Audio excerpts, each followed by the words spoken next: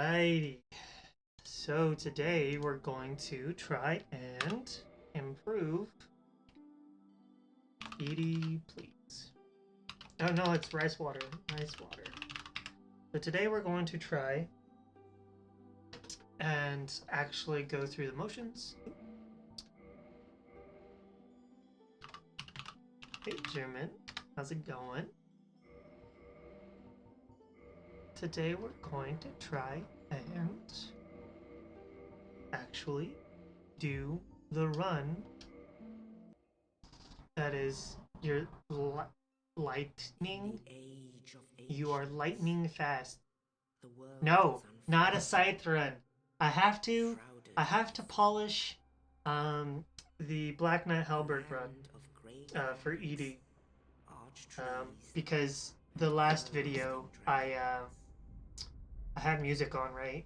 And I had too many instances of copyright violation. So sometimes it like blurps out the video, right? That segment where you have copyrighted music. Coming for that booty.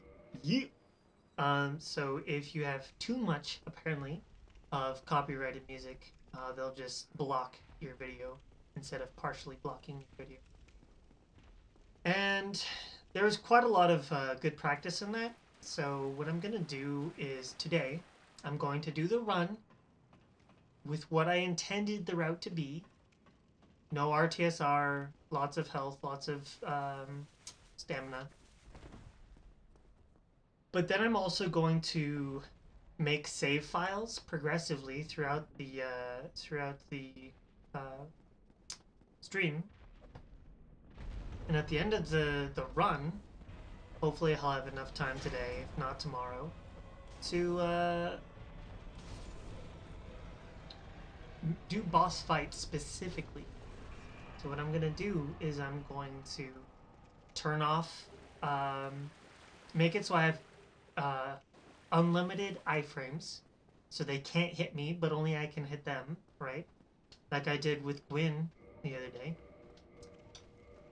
And just sit there and explain attacks and try and bait out, try to bait out rare attacks and explain what to do in those situations.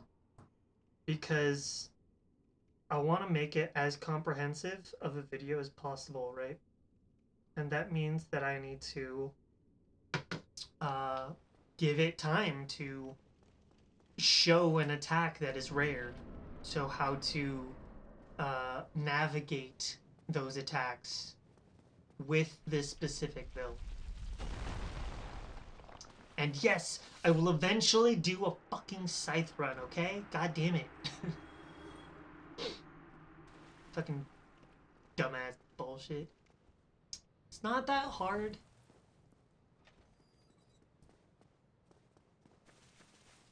An actual scythe run? Yeah. Why not? It's not that hard to get to the Great Scythe. Yeah, but it's actually a really good weapon. And what people like to do is they like to get the Great Scythe and drop down to Vamos, get it to a plus 5 weapon. Once you get it to plus 5, you can transfer it to a fire weapon. And the fire weapon you can get up to plus 10 fire. So 0 to 5 is regular, 5 to 10 is 5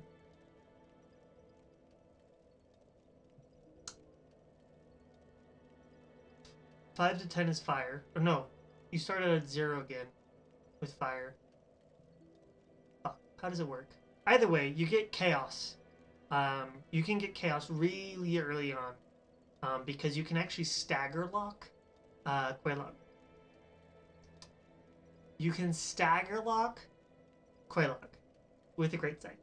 It is the easiest weapon to hit her body, and if you hit her body, she staggers. So you go blah, blah, blah, blah, and she just stands there going, look at my titties, and voila. So what we're gonna do is we're going to increase our endurance to 11. It's supposed to be 12. We forgot to pick up the soul. You want to see that? Yeah, I haven't actually done it myself, but I'll show it to you. It's no big deal. So what I'm gonna do is pick up the bonfires because we need at least 2 fire bombs. Sorry, we need at least 2 fire bombs for Bed of Chaos, and those are free. So why not pick them up? Then we're gonna go up here and we're going to grab. You need to finish Cuphead. Yeah, that's fair. So you can grab this. You can also drop down in the elevator, but if you want to be fancy, you just run in place and then you turn around. It's called pivot sprinting. Or pivot jumping, I guess. So you just sprint into a corner, swivel around, and jump.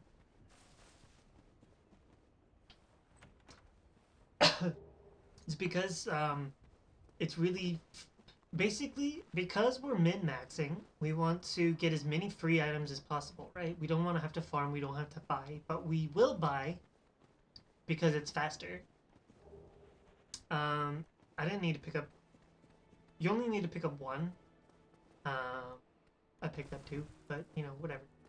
You accidentally got there. Water, how's it going? Hope you're doing well. So, now, if you're just trying to do runs, you don't need to pick up, sorry, if you're doing practice, you don't need to pick up those 3 other humanity on the well, because you have a cheat engine that's going to spawn in the weapon for you. But if you're trying to do the run, I recommend picking up those 3. Taking the couple extra seconds to pick up those 3 and improving the odds of you looting the thing. Black Man Halberd. Oh, guys, do you want me to have the controller on? I should probably just have it on anyway. Open, joystick, display.exe. You have to... There you go. You like the controller thing? Yeah, I can do that for you. No big deal. You've been IMIA. You're in Maui? Are you on vacation? Hell yeah, dude. Oh, as you're descending and ascending elevators, try and pop souls. If you're trying to go fast, if you're trying to look cool, just pop the souls then. Don't pop it later. So what we're going to do, actually, is we're going to run up, pick up only this crest shield. We're going to dodge to the side. He's going to miss the swipe. We're going to pick up the souls, and we're going to keep on going. As long as you dodge enough to the side, you will never get hit. So it's literally free money. And the reason why we pick it up, I'll explain later again, but the reason why we pick that up is because it has the highest fire resistance in the game next to the heater shield. But since we're not doing the knight starting class and we're not buying the shield, it's fairly cheap, but we're not going to buy it. We're just going to pick up this shield because it's better anyway. And I'll explain it again later, but it's easier to parry Gwyn with this shield if he does the fast attack. And I learned that through trial and error last video that I couldn't publish because of copyright laws. I'm playing a game on my phone. You needed the sun? Hell yeah, dude. I'm so happy for you.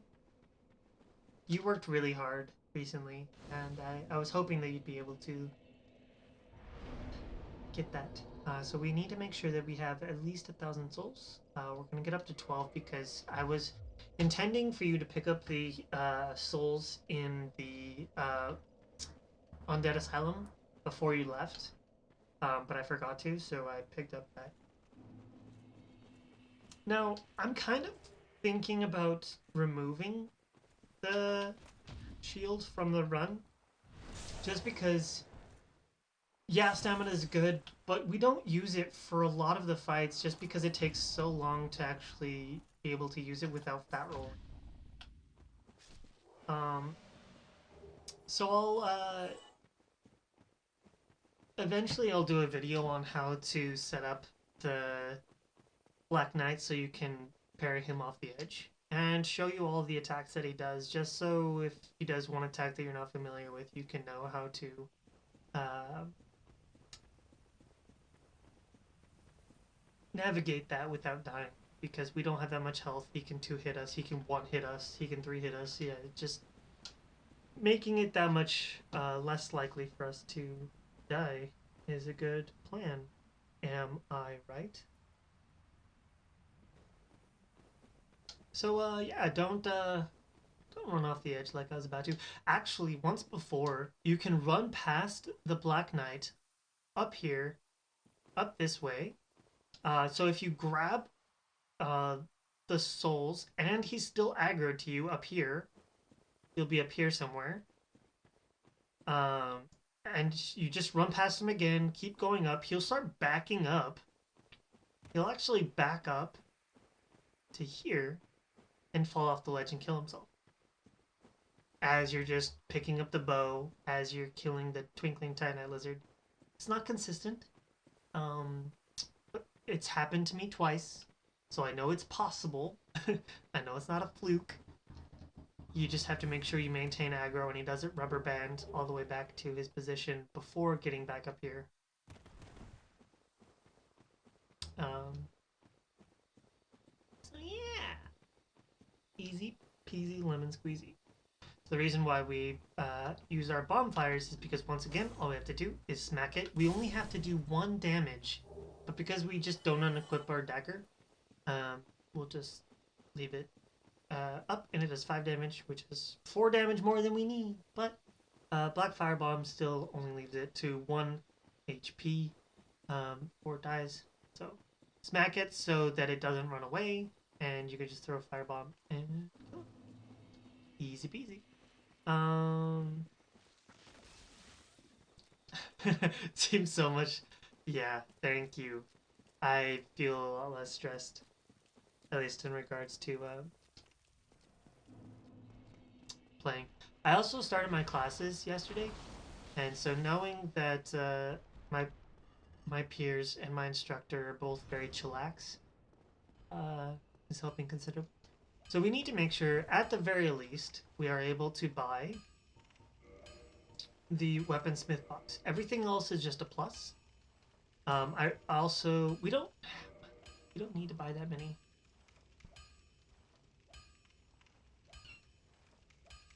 We're gonna buy 30 arrows because we shouldn't need more than that if this is the run. You might want to buy more than that if you're still practicing, especially the harpy demons. You want to make sure that you're able to.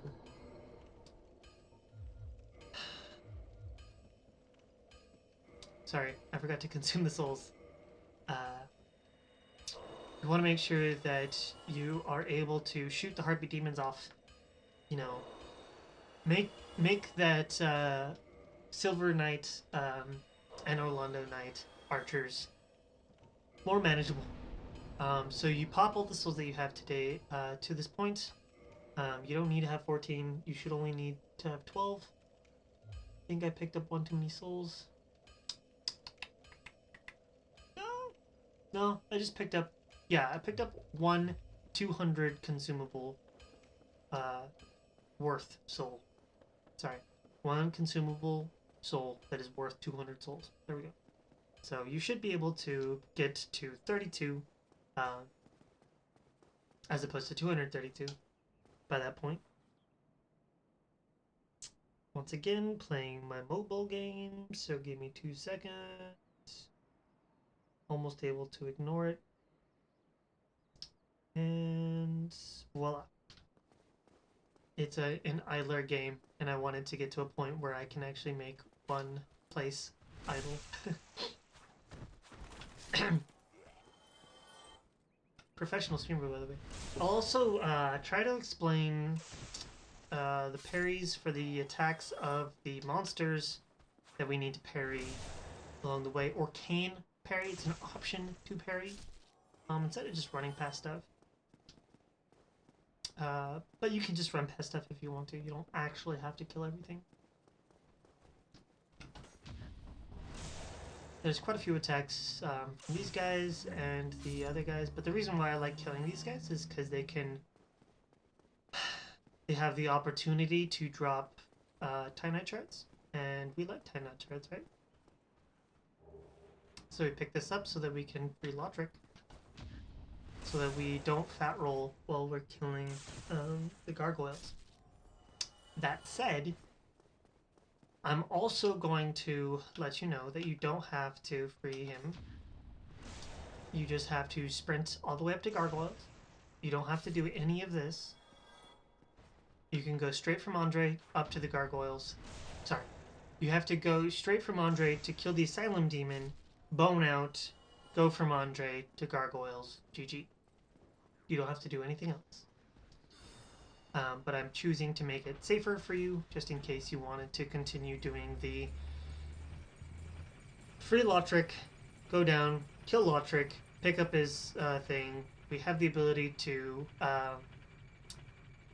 still bleed the Asylum Demons, so we're able to get the minimum stats required to wield the Black Knight Halberd, and then we'll just turn around, go kill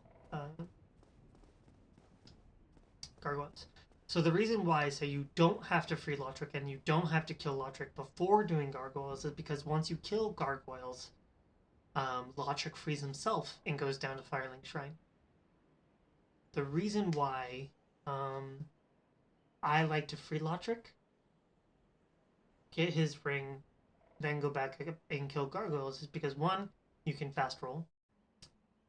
2, extra stamina and health.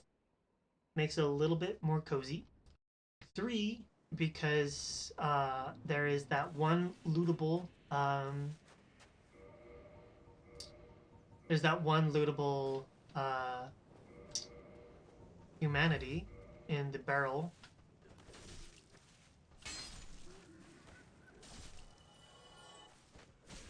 In the barrel just outside of his room, his cell. You don't have to pick that one up. You should be able to have more than enough souls before you even get to that point. But, again, it's a matter of how cozy do you want to be. So I'm going to drop these because I don't need them. And they're just cluttering up my inventory. I'm going to drop down. We don't need to kill those two because if they drop down, we can just have this guy sit on them. Alright. So if you're too close to him when he jumps up and down, he'll kill you. I found that if you face away from him, you are less likely to get hit by the air that he pushes out. I walked around him just now, but you don't have to. You can actually walk through his legs, underneath his right there. See? You can walk through his animation, his graphics, as his hitbox is slightly less than his graphics.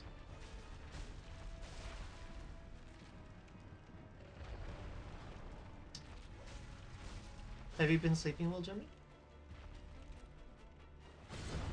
So if he does the vertical weapon smashy on the ground thingy, like now, just walk behind him as long as you're just beyond his tail, you won't get hit all, and you can sometimes get him into a loop.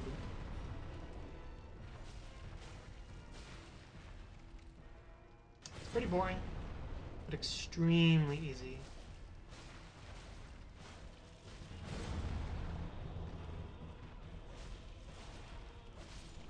Cool. So, if we're doing all bosses, we will want to go over to the cell that we started the game in and pick up our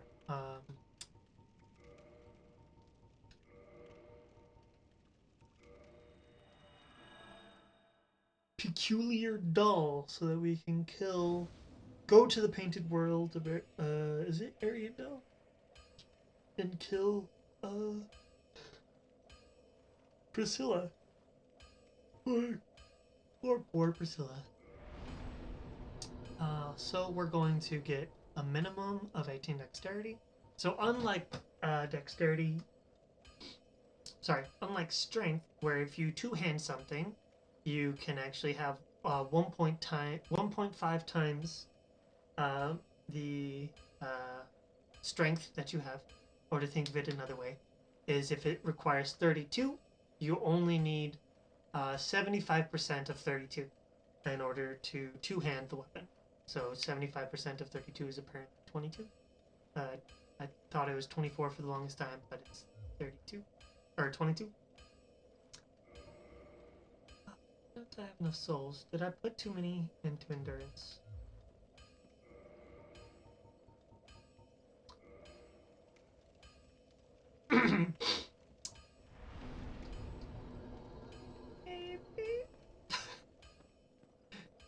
Alright, I'm just gonna restart. Fuck it. Oops. I want to have a clean. This is exactly what I want Edie to do, so that's why I need to restart.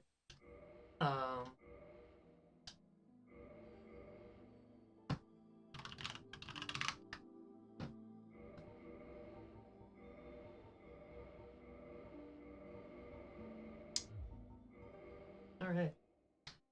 I'm actually gonna go get more coffee, so I'll be right back. In the age of ancients, the world was unformed, shrouded by fog. A land of grey crags, arch trees, and everlasting dragons.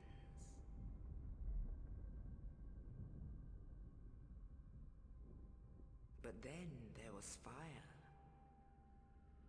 and with fire came disparity.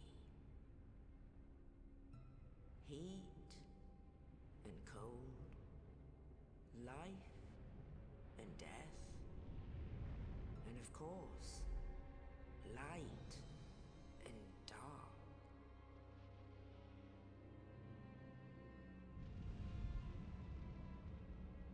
Then from the dark they came and found the souls of lords within the flame.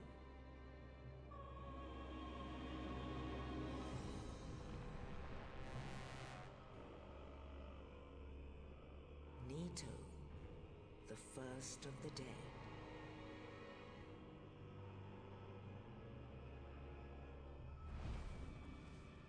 The Witch of Izalith and her daughters of chaos. Gwyn, the Lord of Sunlight, and his faithful knights. And the furtive pygmy, so easily forgotten.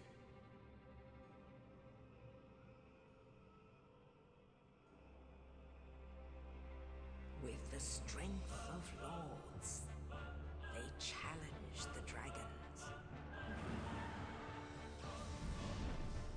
Gwyn's mighty bolts peeled apart their stone scales. The witches weaved great firestorms. Nito unleashed a miasma of death and disease. And Seath the Scaleless betrayed his own, and the dragons were no more.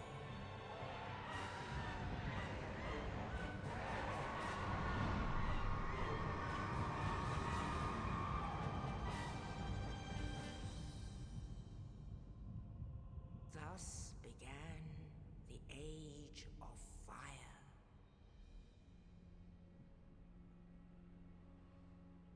But soon the flames will fade, and only dark will remain.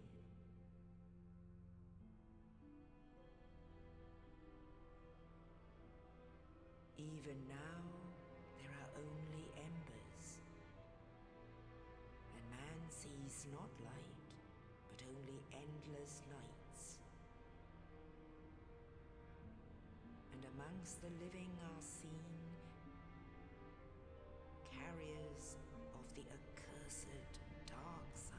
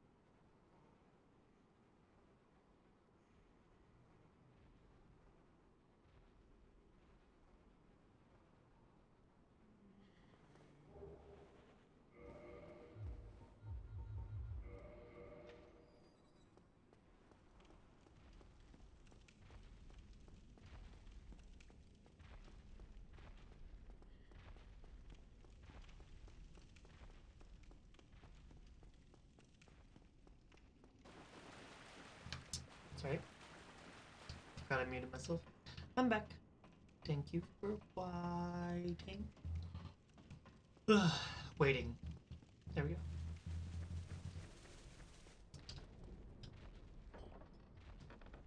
So, if you're doing the firebomb strat, run up to this stone, throw firebombs.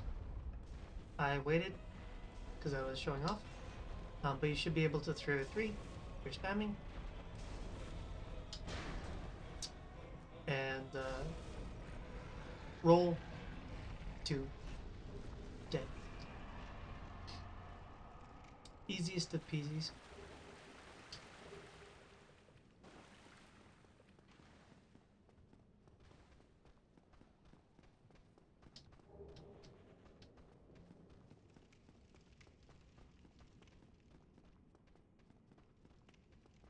So there might be construction sounds later on in the video. They're still finishing up the basement. I'm gonna smack him. It's actually technically faster to not smack him. Technically, because you're starting out here and you keep sprinting. But actually, what was found out is that if you're duping, you don't need these souls. So you just use the dark sign. Get that shit out of there. All right. So we're going to pick up this soul.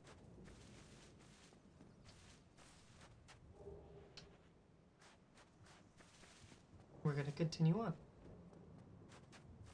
This soul will allow us to be at the level that we need. Hey, Magnet. What other games do I like? Plenty. Will I play them? Not for a bit. Just because I want to uh, get a nice, clean, polished run for this game. You know what? Fuck it. Just put it all in strength. Or, dexterity. So we can forget about it. Forget about it. We're gonna pick this up. I'm not gonna pick that stuff up until later. Reminded me. We're gonna run down. Down, down, down, in a burning bright fire. Burn, burn, burn. So instead of dropping the weapons at the door, um, the last door before leaving the Undead Asylum, you can also drop your weapons in here. Since you don't have to do anything else. Consume dose. Equip this. Technically, you don't need the bandit dagger on, but you might as well have.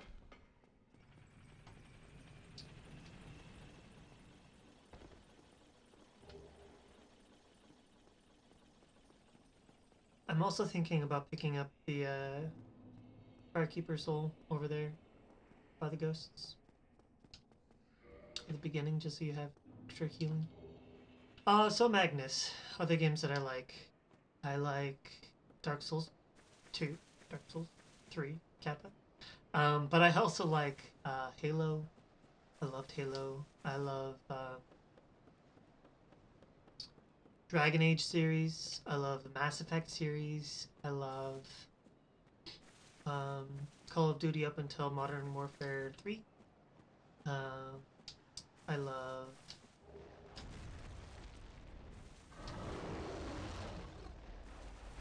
uh, Hollow Knight's fun, but I'm really bad at it. Dragon Age and Mass Effect are really good. Mass Effect 4 didn't happen. Andromeda doesn't exist. Fucking trashy ass game. I played like 4 hours of it and said fuck it. I love Detroit Become Human. That's another really good game.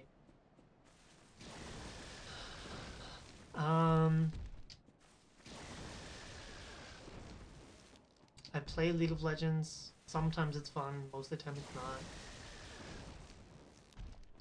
Andromeda Online. I never played it online, so maybe my opinion would change to a more positive tone. You can pop 2 souls here.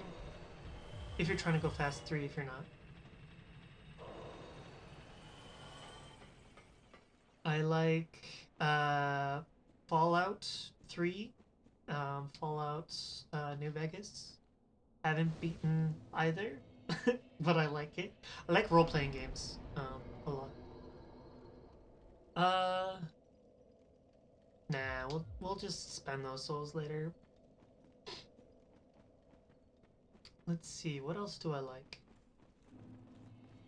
Um, hopefully this guy doesn't turn around quick. Oh, he did.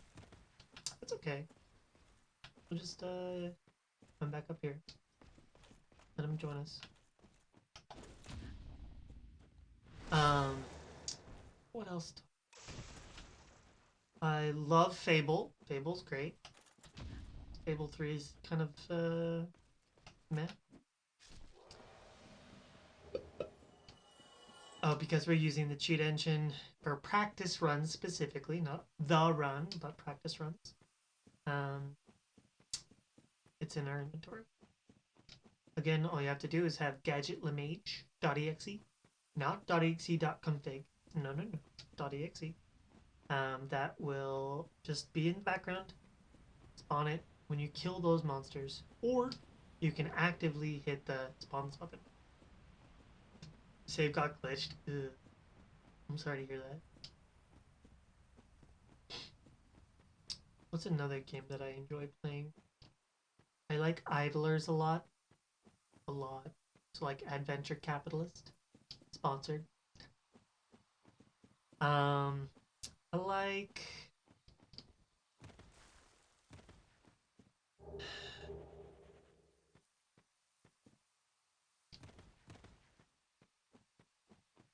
Gothic was fun, but I'm probably not gonna return to it for a while. Thinking of games that I actually have. I like Animal Crossing. I like Stardew Valley, Minecraft Terraria, uh, Harvest Moon. Played the shit out of that. Pokemon, although I've only played up to Silver. Oh, look at all the yeah, I love Stardew Valley, but it feels like one of those games where I just never play any other game ever again, just because I devote so much time to it. Uh,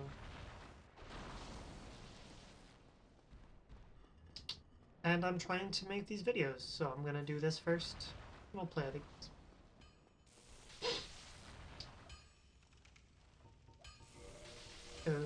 It's not what I meant to do.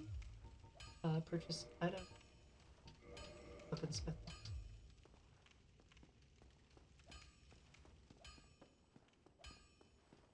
Or added more content. Ooh, spicy. So don't forget to sit down. Let's see, what other games have I played? Um, Warframe is fun sometimes. Portal and Portal 2, also very fun games. So, like I said before, you don't have to kill anything here. Except that guy, you might want to kill him just because you get a free Titanite shard, and that'll be nice for our bow. You only need to get a +2 bow, which means either you get lucky 2 drops, or sorry, you only need 1 lucky drop, and he drops a free one, guaranteed every time. So if you want to get a +2 bow, it's the easiest way to do it. Or spend 800 souls on Andre to get 1 more. Don't let me forget to pick up the fire bombs and the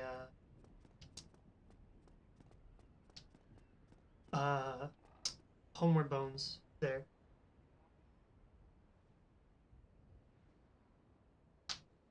Not 100 hours in Warframe. Nice.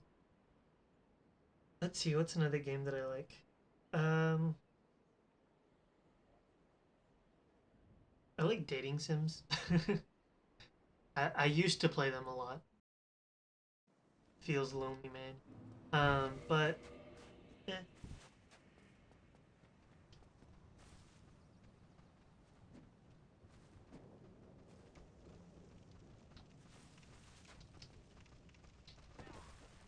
I used to play a lot of hentai games too. Feels good, man. If you don't want to quit out there, you can sit at the bonfire. But once again, we're trying to sit at as few bonfires as possible. Yeah, yeah. Warframe is like the epitome of grinding in my mind.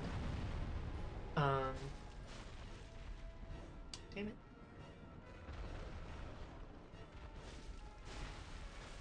So remember, you can just walk underneath them. Make sure you're just beyond the tail so you don't get hit by that in the back. Come on, buddy. I like RuneScape. I loved World of Warcraft until Cataclysm, and then it kind of also became too grindy. Well, sorry. It became too mainstreamed, too easy to level up, too easy to find groups, not enough socializing. The main reason why I played World of Warcraft is for socializing. Let's see. I loved Flash games.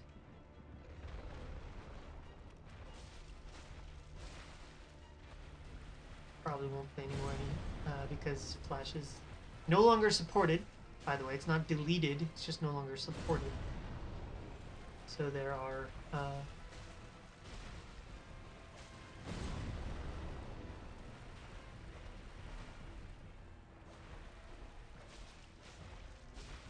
ooh.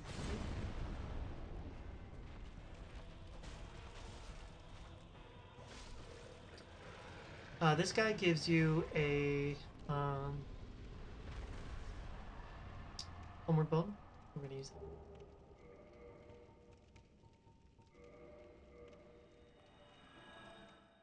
Demand to see the manager. Make life through the day with Lovey. I could give you Cave Johnson lemons. Do you know who I am? I'm the man who's going to burn your house down with lemons. Gonna get my engineers to invent a combustible lemon that burns your house down. Interesting quote. Alright, so this time I didn't fuck up. And I have enough souls to actually get a Black Knight Halberd. I should have enough to get a Black Knight Halberd +2.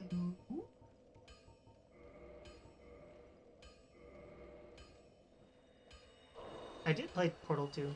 I played it on stream. With a friend as well as by myself.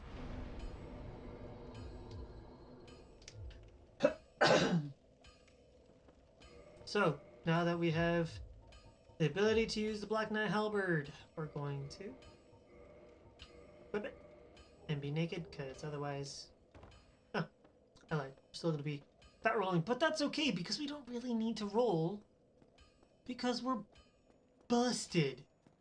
We have so many levels. All of the levels. So I'm actually going to route in...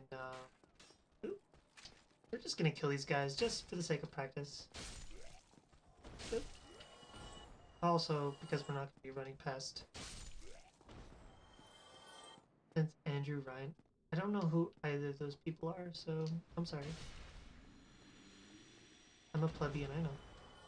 That guy can drop armor, a weapon, shield. We don't need either of those. We're just gonna pick up the...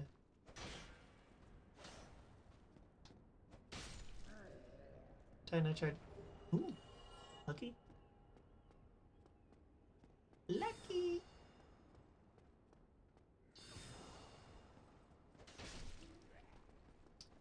By the way, this guy can actually...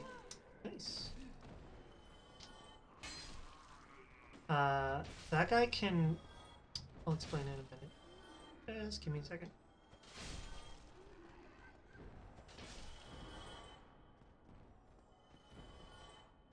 Alright. Oop!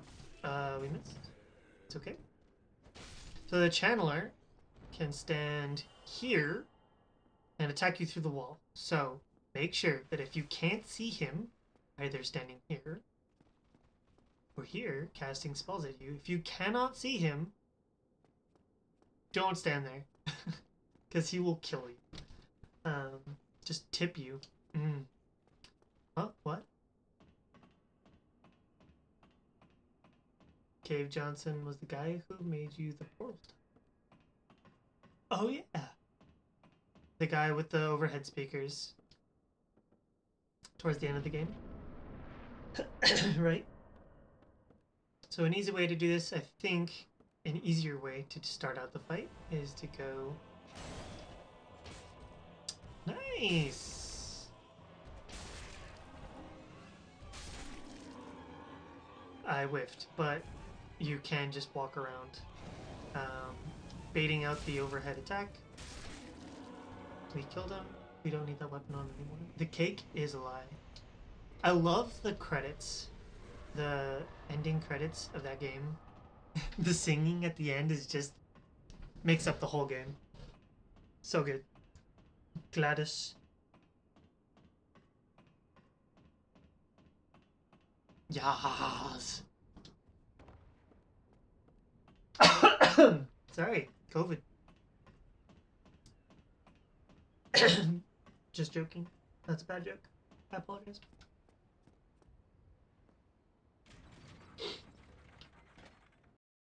So we're gonna go back down. Remember, if you want to go fast, tab B. If you want to go faster, just jump. You'll survive. As long as you're full health. We're going to not buy Purging Stone because it's expensive. We're going to buy 6 Homeward Bones.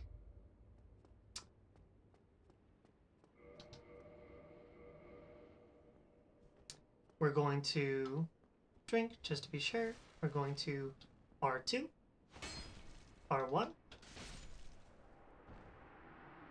pick up his 2 Twin Humanities. Didn't I already make a video?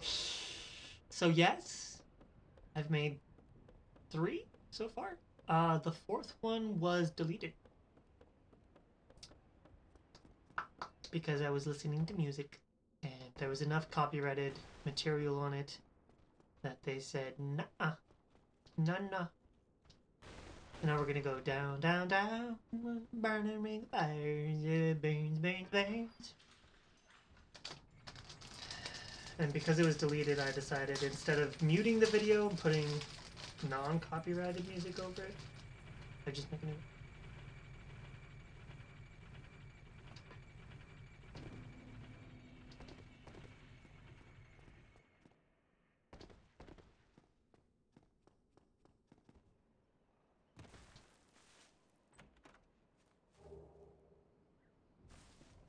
So when you pick these up, it doesn't really matter. But if you're trying to go for the run and you don't have the tool to spawn in the weapon, it's just faster to pick up the humanity and just run straight for the weapon. If it drops, it drops and you can continue the run. If it doesn't drop, then you wasted 2 minutes picking up the other stuff that you didn't need to do.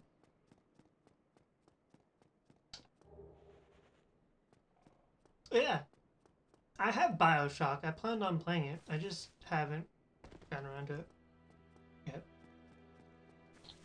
Sorry.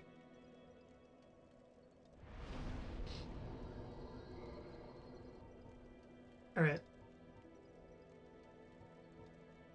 We're gonna increase our health. We don't need to level up, but we're going to anyway.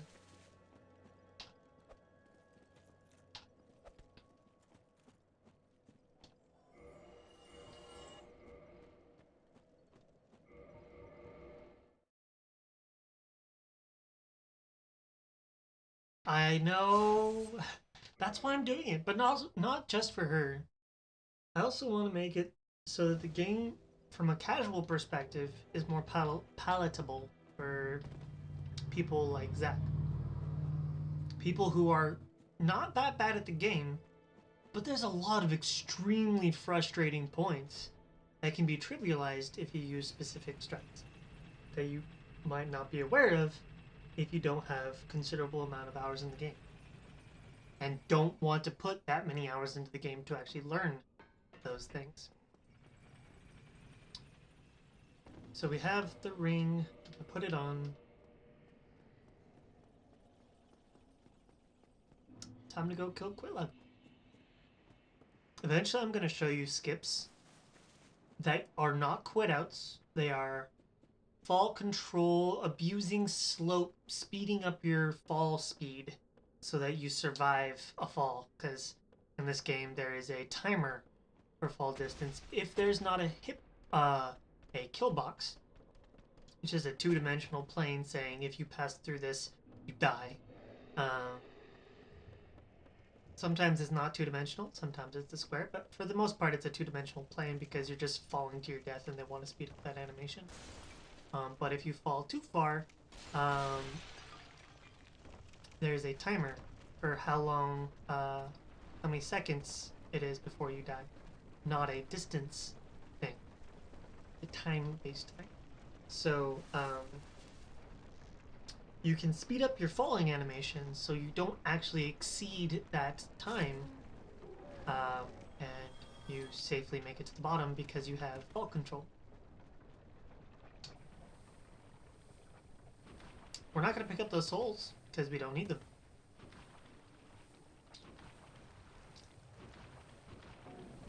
How are you doing today, Magnus? I hope you're doing well. I missed you. I missed Hug.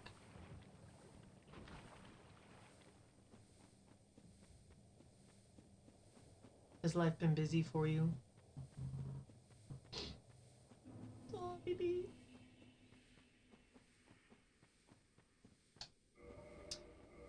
So, the question is, do you want to be fat rolling, or do you not want to be fat rolling? You have more stamina regen if you're fat rolling, but it's not that much more stamina regen.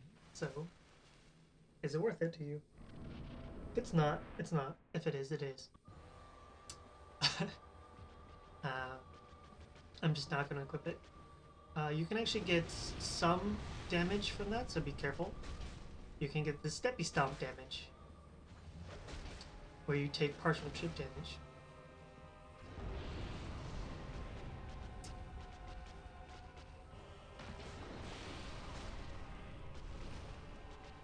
And when she leaps away, it also does that damage. Oops. I did my animation a little bit too early. That's okay. Always take advantage of the long spraying. Fat rolling is the worst thing ever. So there's different types of rolling. There's fast roll. There's fast roll. There's medium roll.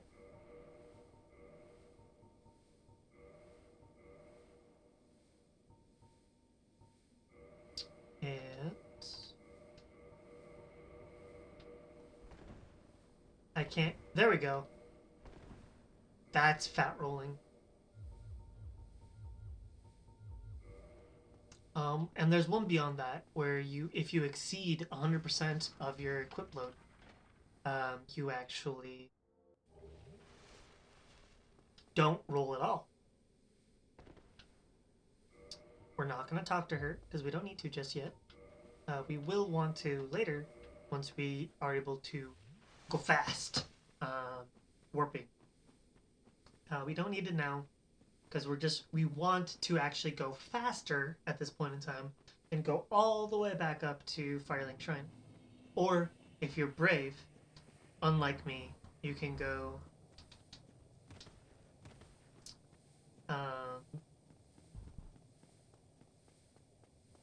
all the way to Undead Parish and go straight into Sun's Fortress.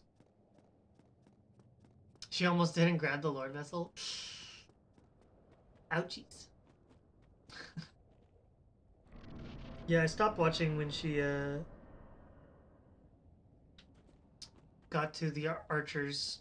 I did my bedtime routine, was curious, so I turned it on my mobile and saw her beating Smo.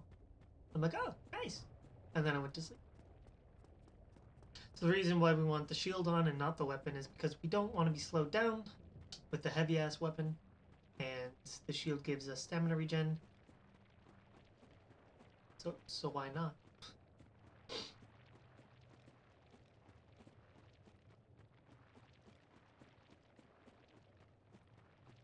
I have an eyelash in my eye, that's why I'm irritated. So the gold hemmed clothes that we just picked up, that's actually the highest stats or the lightest gear, I think, that you can get, specifically for fire. I think Pyromancer might be more, but it might weigh more too.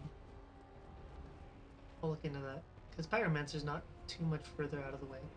You can get it in Blighttown. It's a lootable item, as well as the Pyromancy of Poison Mist, I think is what it's called. I just stand here. You don't have to stand here. Apparently you can stand over there, where my head's at. I didn't know that. I just always assumed you would die if you stood there. So I didn't. Don't quit out too soon, because you'll lose the homeward bone and the humanity. So just wait until after the cutscene of the lava going away. And now we're all the way back. Firelink Shrine. Woo! So now what we're gonna do is we're going to do a slightly longer way of getting back to Andre. We're going to dump all of our souls into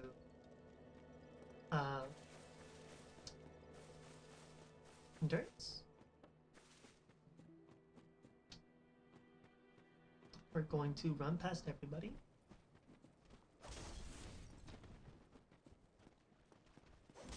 Hopefully that guy yeets himself.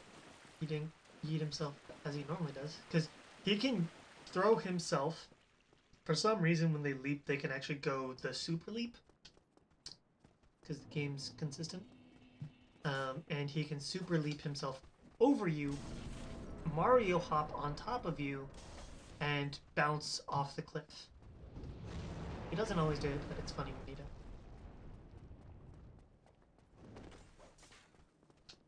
So be careful with the leaps, as they can hurt. Take that bonfire if you feel like you need it, practicing. You don't need to kill everybody. You can if you want. Just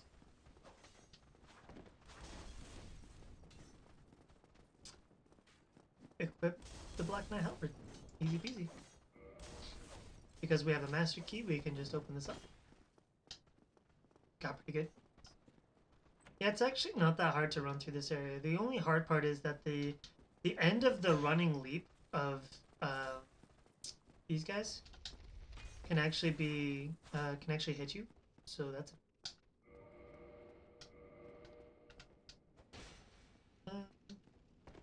yeah. So I guess if we have 17 endurance plus the ring, we should be able to fast roll. So we're just gonna ignore these guys. Oop. We're gonna go kill Havel. So there's two ways that I like to kill Havel. One is parrying. If you mess up the parry, he can one-shot you because it's a critical hit. Or you can strafe around him. I like the latter. Come over here, buddy. So you just run around him. Wait until he does the half rotation. Turn around him, smack him, walk around him.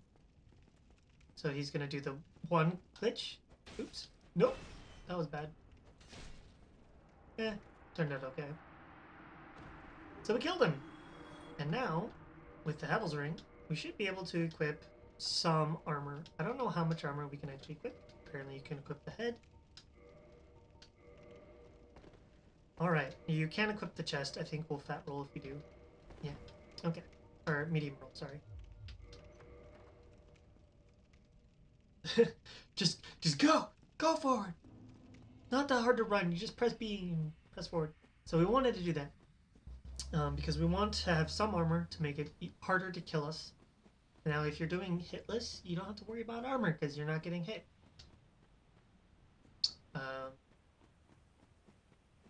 But in this instance, we're actually going to now.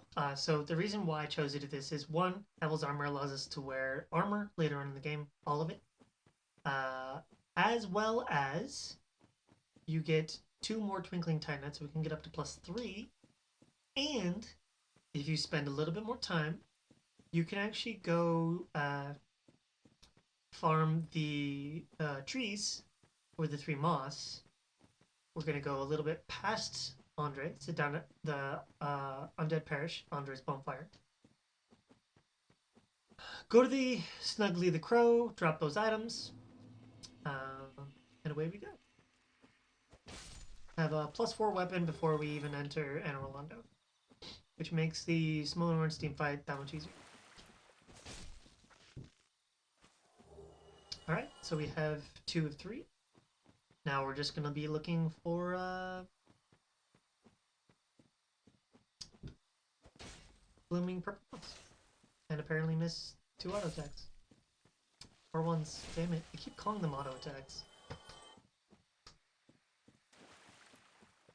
If you want to, you can pick up these souls. You don't need to, but you can if you want to. So we didn't get all 3. That's fine. If we need to farm, we can actually sit down at this bonfire behind the wall.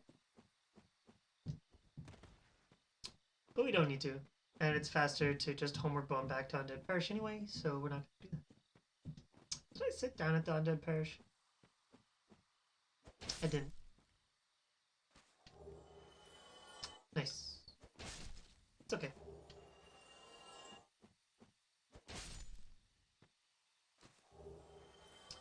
So like I said once before, if you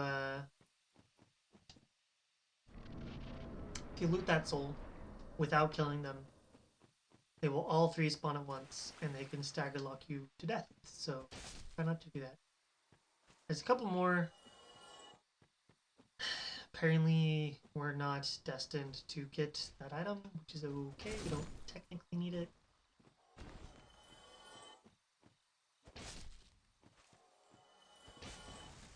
Nice. So if you remember, okay, 10 is the most, the best benefit, best bang for your buck for humanity for item find. So probably should have done this before to increase our chances. That's okay. We didn't get it at all. It happens. Like I said, we don't technically need it. We just need the two Twinkling Titanites and 4,000 souls total to get to a +4. We'll just have to buy 3 Twinkling Titanite because I'm not going to come back here and farm for the blooming purple moss. Just not going to. If you want to increase your poise, that's the wolf ring, which increases your poise. Wow. Wowie.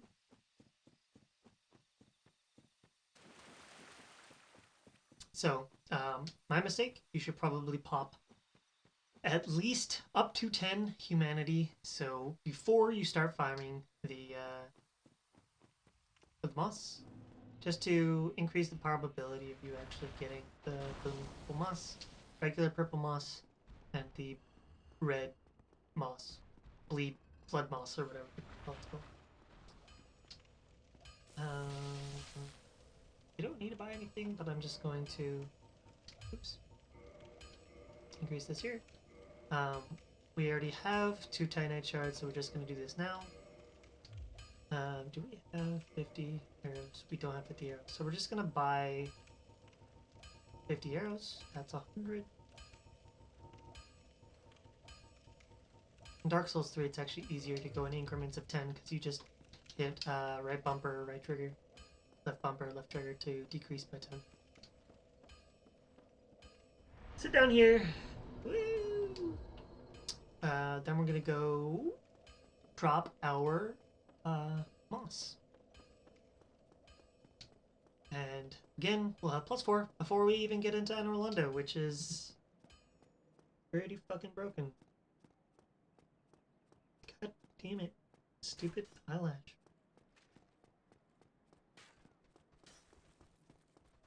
I know it's a lot of setup, but I think it's worth it. Because technically we can kill Andre, get to Sif, kill the 4 kings, and we have an ass load of souls, and we're good to never level up for the rest of the game, unless we want to. But I'm not going to, because I like Andre. Well, I'm not going to just yet, because I like Andre.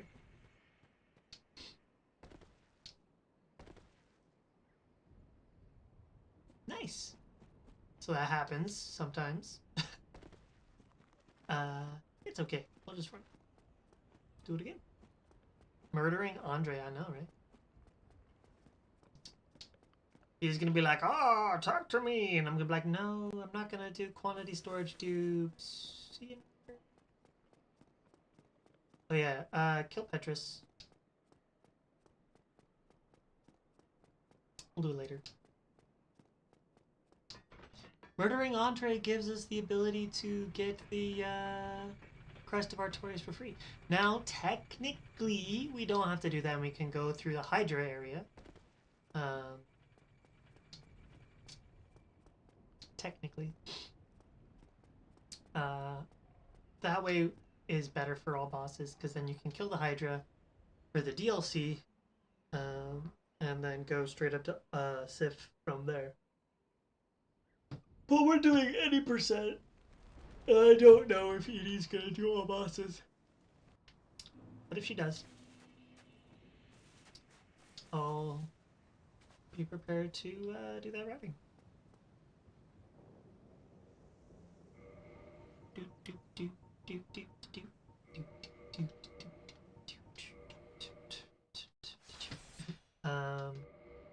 Remember that if you drop too many items here, you can actually back yourself up off the map. Because if you spawn back in, you spawn in like half a step back from your original quit out position. And quit out, come back in, that's another half step, a full step, half step off the leg. Yeah, the bet doesn't require all bosses. It really didn't have many stipulations at all, so that's why I assumed all bosses. Or sorry, any percent. Alright, so we did that. We have that.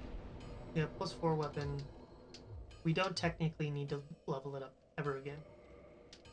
Go. Go. So what Edie was struggling to understand is that you can have the shield up, use it as a shield, and run around. But you can't use your weapon.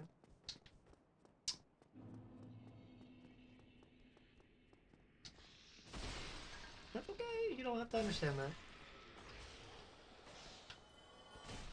So I'm only killing these guys so I can get... Ooh. Man, Serpent, Greatsword. It's another really good weapon. Doing dexterity. We're gonna just hop on. Ooh. Hop on down here. There's a demon, Titanite demon there, so if you take too long to get up the ladder, he'll hit you with lightning. Which will probably kill you.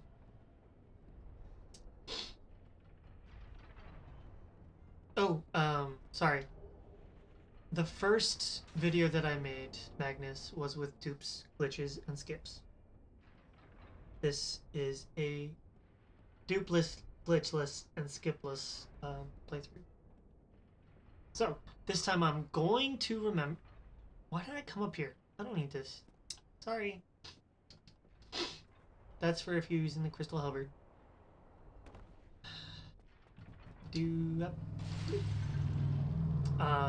I need to remember to go kill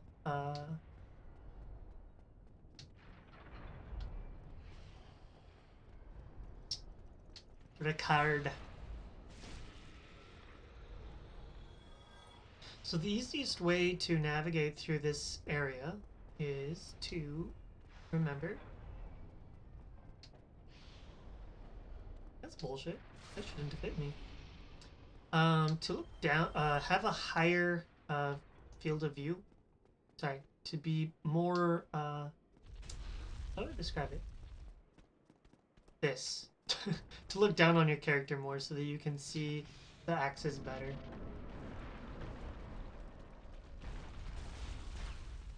Make sure to hang left, because if you don't hang left, you can get hit in the back. In case you're wondering, once this fills up with balls, it'll break it. And on the other side of that is a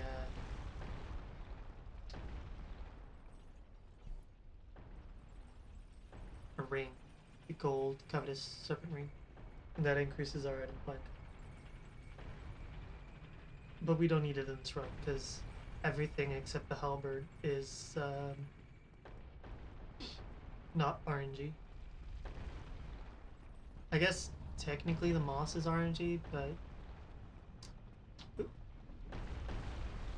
I stopped because I want to have full stamina in order to run on the left-hand side, not the right-hand side, the left-hand side.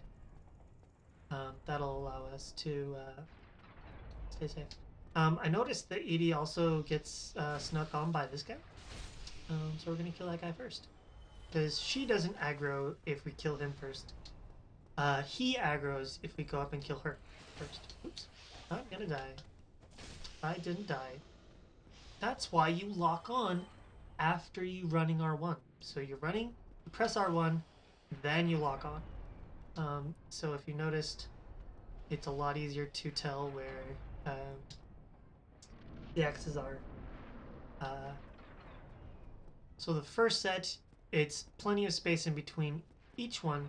The second set, there's only really space in between 2 and 3. In the third one, I don't know what picked those up. And the third one, it's best to do in between 2 and 3 as well. But it's a lot more narrow. Oh, sorry. Third one, you sprint straight through. Fourth one, you do in between 2 and 3. That's it. I'll describe it in more detail if you need me to later. So this guy running our one halfway up the steps. He'll roll sometimes, and that's okay. Just use the elevation difference to kill him. Deathless Run in a row win. When Edie gets challenged to do that and accepts the challenge. And then I'll do it to demonstrate how to do it. Because fuck that. It's like a 7-8 hour run for me.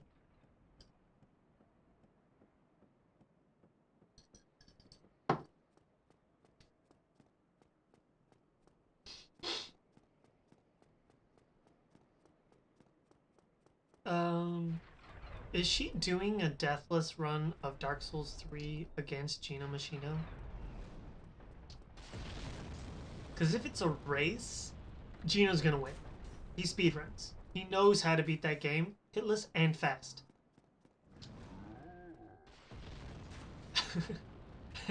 No, I will not try and compete against Gino. She can watch his gameplay if she wants.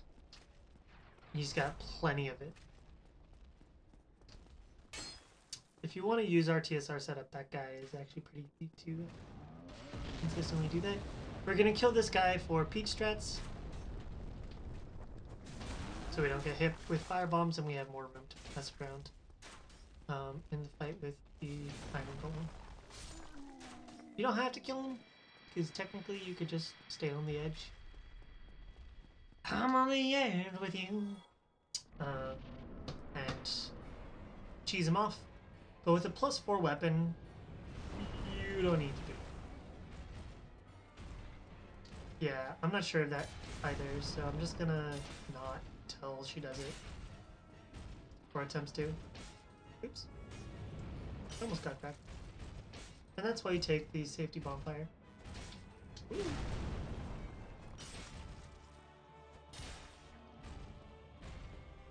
Woo.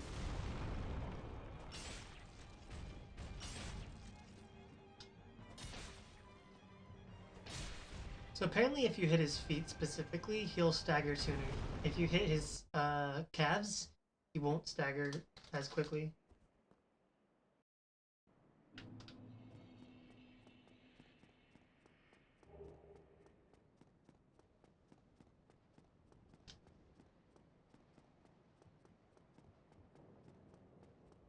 I think 500 gifted subs was on the line. Or something equally stupid. She was like 100 deaths in, dude. Here's a shit show. It was something stupid, or like 100 gifted subs or something. Dude, even 50 gifted subs is a lot of money.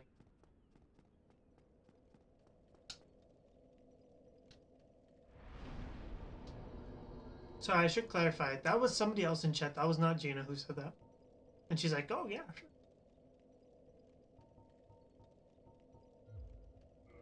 Come blast me?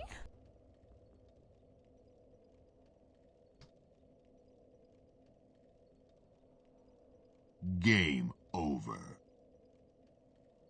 Game over. Game over. Game over.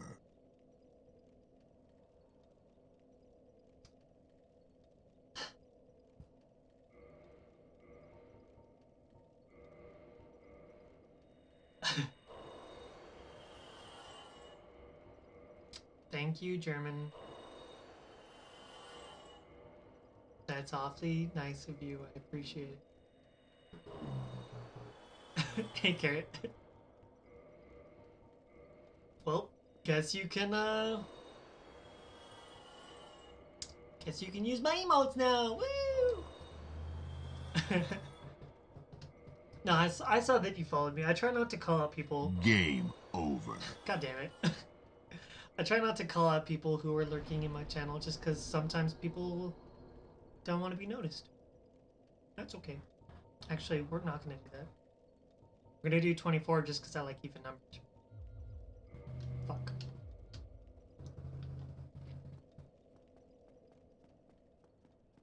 Thank you, German. That's very nice of you. I appreciate it very much. Now, fuck off. So we're going to use a bow. The easiest way to do this is to stand on the black, fire, hit him in the head. Only... Apparently not the black. The white. You'll only aggro one. It's a lot easier to manage these guys. Again, don't lock on. You don't need to. It's a lot easier. Enjoy your nap. Thank you once again. I appreciate you and love you, and you're a good human being. A very charitable human being, too. Locking on is for pussy. Yeah, you're not wrong. That's why I do it. Because I'm a pussy. See you in 2 hours, right? So,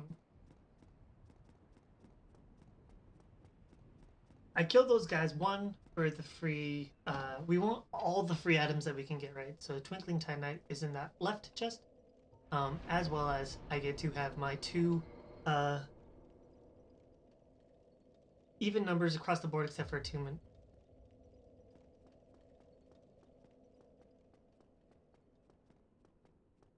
Yeah, I'm sorry to hear that you had a lot of work meetings.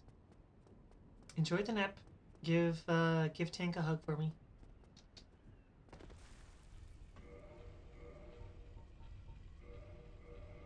I'm on the edge with you. Wee. You don't need to kill him, but you can if you want to. Guess he's like 5,000 souls or something like that. 6,000 souls.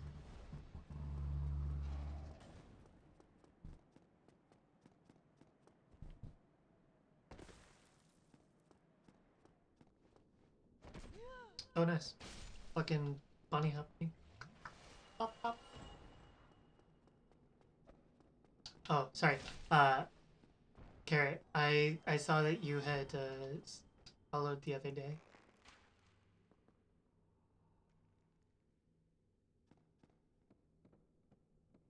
So I at least know that you know that I'm going online.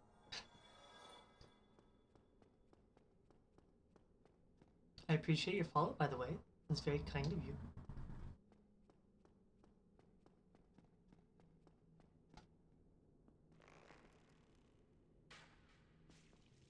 Once again, doing hitless strats, but Edie's strat of making them fall off the ledge is fun too.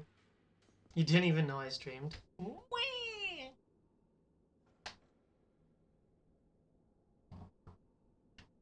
Oh, so Edie, you can also just run past everybody, run and jump, easy peasy. If you want to flex and look cool, that's an easy way to impress noobs. I mean, sorry, the casual players. Easy peasy, lemon squeezy. Squeeze these lemons. So if you just stand still, this guy will be like, ha, and then fall. And you go, ha, and pop off his tail, and he's like, oh my god, that hurts. And then you kill him. Easy peasy. No hit runners like to drop off this ledge, do some damage to him until they get RTSR, then they go over here. And if you haven't turned the thingy standing here, you can actually see him up there because you haven't descended, right? And then you just shoot him with a bow until he dies.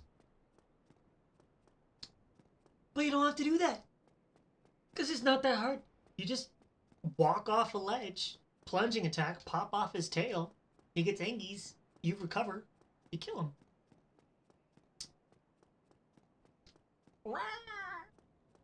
Dude, now I don't think there's a single viewer who doesn't have subscriptions now. Monk eyes. So that guy can come up here and be Angies. We don't like that. So instead of quitting out, make sure you don't get too close to the... Okay. I guess you just rubber band for me. Make sure you don't stand too close to the stairs, because that guy can aggro to you. Oh, don't hit him in the head. Because if you hit him in the head, they'll actually not pop off the ledge. And they will throw shit at you. Ooh, that does electricity damage, so if you wanted to do a run with that, you can do that too. I almost died.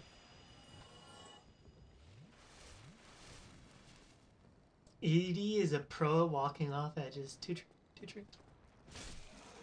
Okay, so once again, we're gonna pull out the bow. We're gonna shoot literally anywhere. Move to our standard arrows and not our feather arrows. Oops. You just need to hit them once. Oops. Woo. And one will fall off the edge. Sometimes. Pull up. Fall off the edge. One will fall off the edge.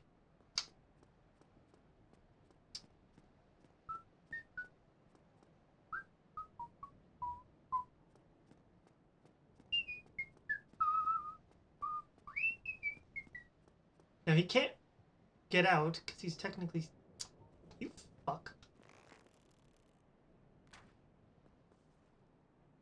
Dude. Bruh. Apparently I can just knock him out of it. So that's cool.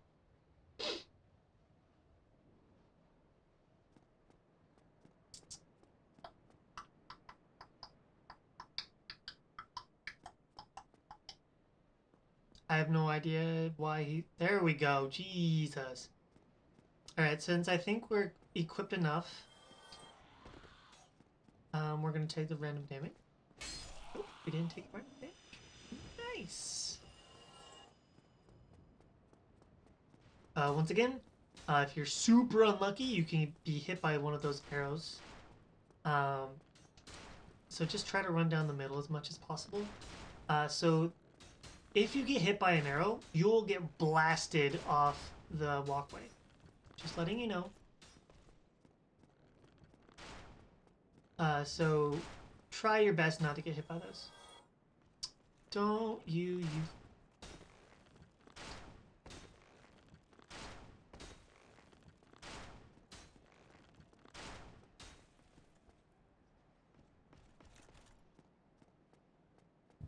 Bye. Yep, there. Random damage. I've already explained it a million times, so I'm not going to explain it again. They look super slow in this game. As opposed to Edie's game. Probably because I'm not panicking. When you see someone who has, is very confident in their gameplay, this game is a lot slower paced. A lot more manageable. For some reason. It's like time dilation or something. It's weird. Like, if I watch Pseudo Stripey in Dark Souls 2, it looks like the most boring game ever. Just because he just walks effortlessly through the game because he spends so much time making sure he can walk effortlessly through the game.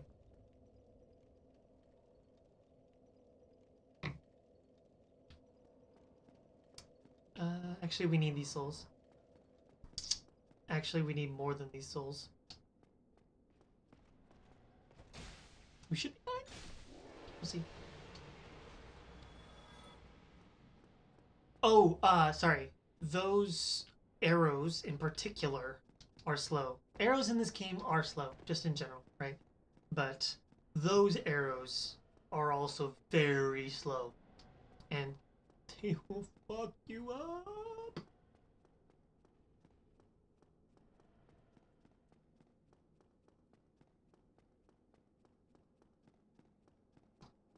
They do so much poise damage, so much base damage. Even if you have a shield, like a stone shield that has a lot of poise and a lot of 100% physical resistance, even then it will knock you backwards and it's ridiculous. Like if you have the stone shield, which I think has the highest poise next to Havel shield, and a lot of other poise, like Manus, if he hits you with one of his bigger attacks, you just fly across the fucking map. It's ridiculous.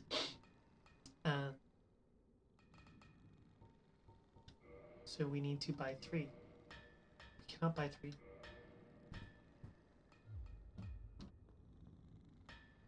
See, if we got the blooming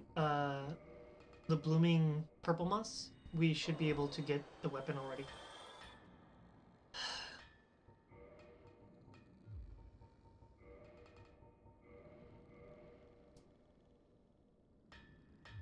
So apparently, we're going to have to... Noises. So apparently we're going to have to kill the 2 giants and the archer before going to meet the giant blacksmith. Just for pathing optimization.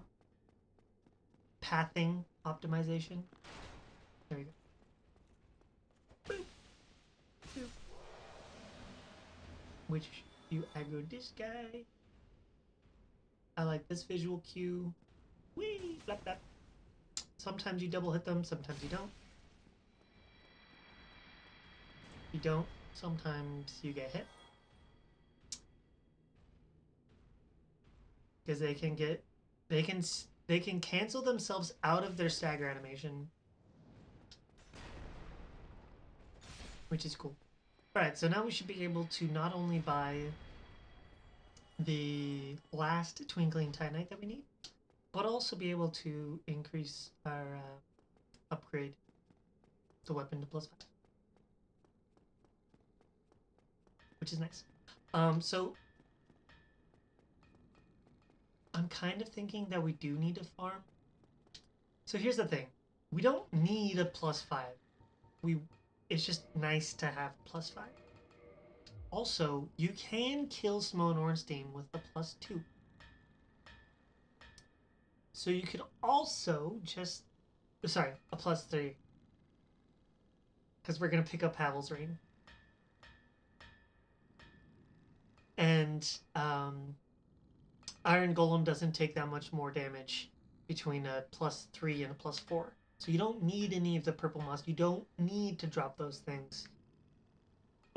You can kill Simone Ornstein with +3, and then you go immediately to drop the Lord Vessel, and then you go to Anor Londo, and in the cave, the Crystal Cave, you can just farm the rest of your, the next 6 Twinkling Titanite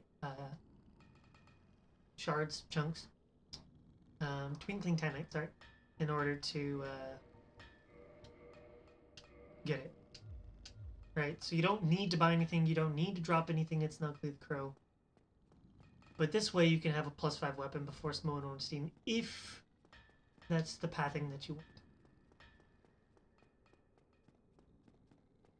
And I'll show you the Twinkling Titanite lizards that I'm talking about in Anor Londo when we get there.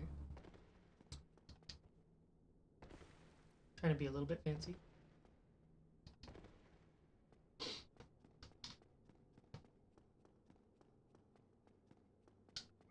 Do we have enough?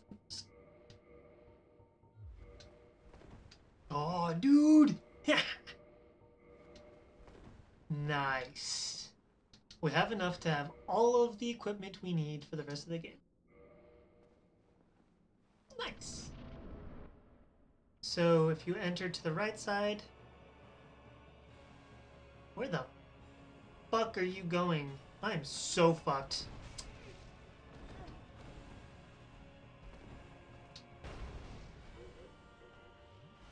So if you noticed, Ornstein was zooming. We don't like him canceling his zooms. Nice. Nice.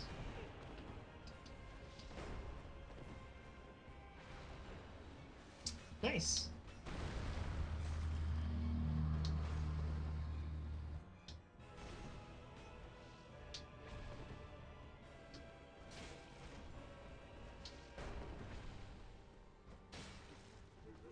I'm gonna get hit. I got hit.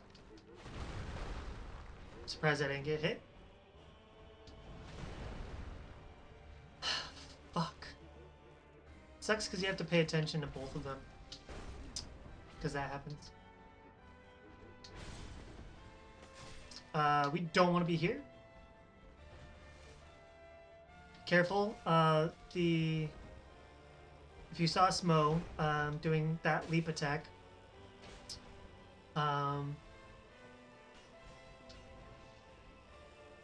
the animation of the hitbox of his weapon continues through the cutscene sometimes if it's far enough into the animation.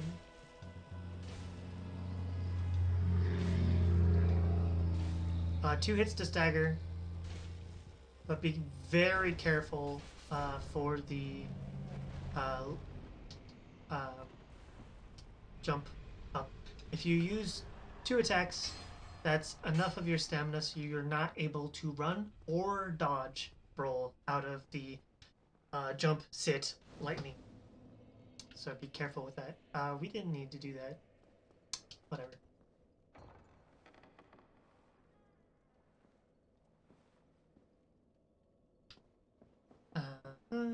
So we don't need a killer. But a lot of people like to shoot her in the boobs anyway. So I'll show you what people do in speedruns so you don't have to sit down and talk to her. Right? So as soon as you open the doors, throw something, shoot something, walk forward, and then turn around. And she's dead. She gives you the Lord Vessel when she dies. And you walk back. So the next time we go back to Anor Londo, the giants won't be there. So we don't have to dodge them. Which is kind of nice. So we have 24. We're just going to dump the rest back into HP. Because we have enough stamina to wield everything that we want. We have lots of stamina. We have enough strength. Oh, right. My safety strat for Nito.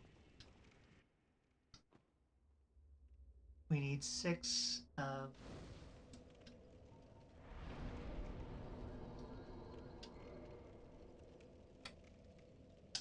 We need 16. Hey.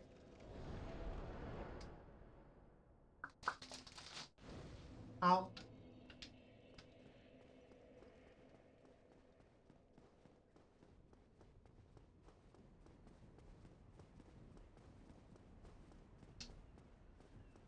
See? The giants are gone. I think the only people left over once everything fades. I think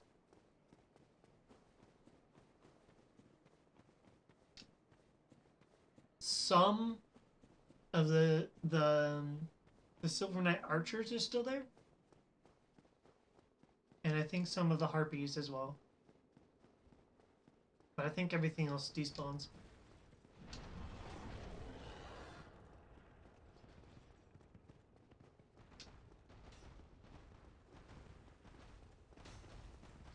German, if you're still listening, I love you. You're such a kind soul.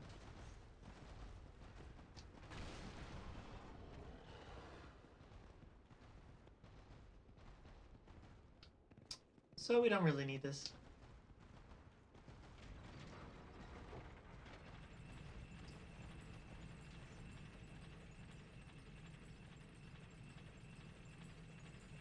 gonna do the safety strats for this area. Just because I often die to these guys leaping at me. Nice. Nice. That guy missed me. Otherwise it would have done a lot of damage to me. Remember that crystal guys do a lot of damage and that they get empowered.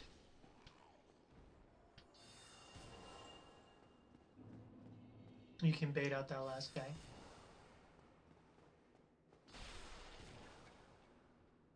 Now, once again, you can run it down mid, or you can run it down the sides.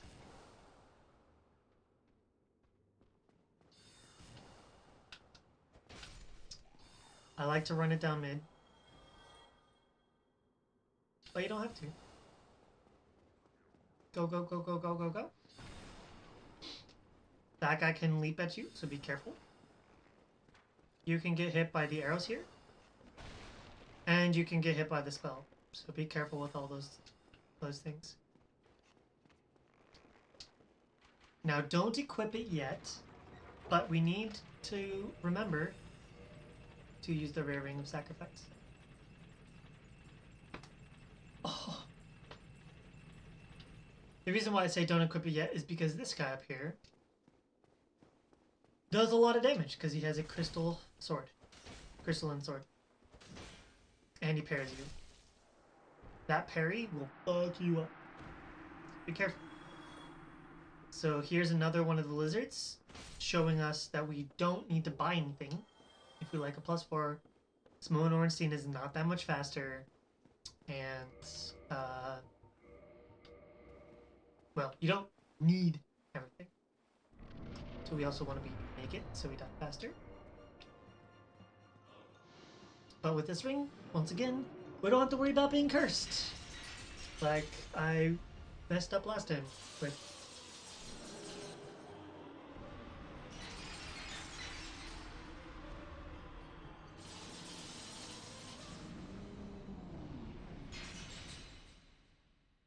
Woo! We did it! Kill this guy for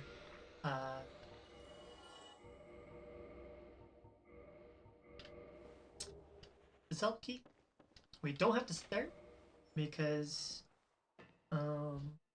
when we sit there,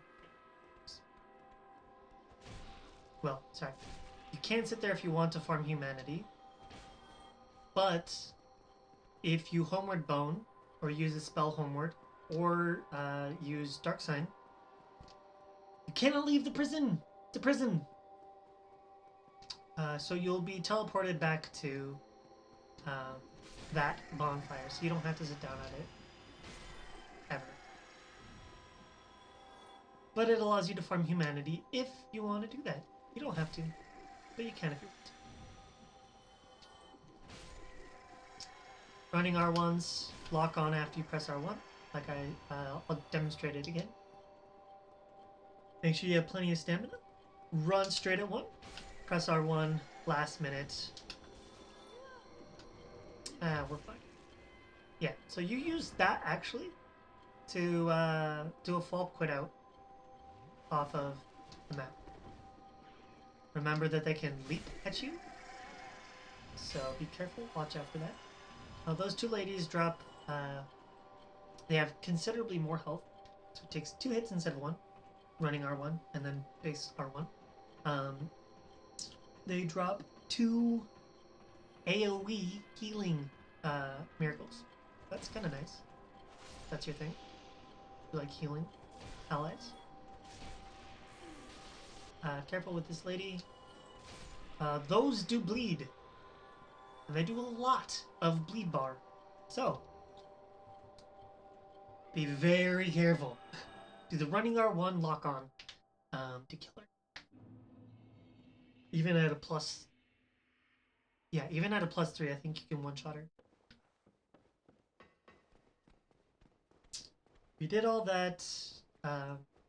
Everything's hunky-dory. Those guys will chase up. And if you wait too long to open the door, they will start attacking you. Which isn't fun. Uh, there's an item I can show you another day. Um, there's a you actually can go on that ledge that you saw. The it looks like cardboard to me. The wooden ledge, with spikes on the edge of it for some reason. Um, uh, you can walk along it, and towards the end of it, you can drop down onto another wooden ledge, and that will actually get you into access to the top of a cell that you can't otherwise access.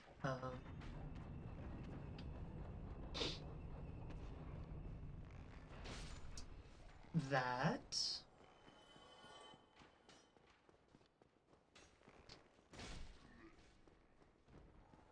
has a white priestess robe and a white seance ring. Now the white seance ring is particularly nice because it lets you have an additional spell slot. Spell slots are nice. We like spell slots. Ooh, spicy. That guy doesn't normally follow you.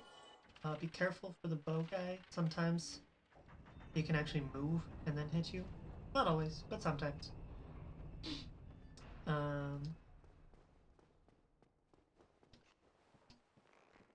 Yeah, I hate this area too. It was very hard for me my first playthrough. So, safety strats, just in case you die while you're practicing. Now, if this is the run and you die, well, it doesn't matter because you have to reset. But until then, sit down at this. Don't depend on leveling up, but I'm going to just in case I die.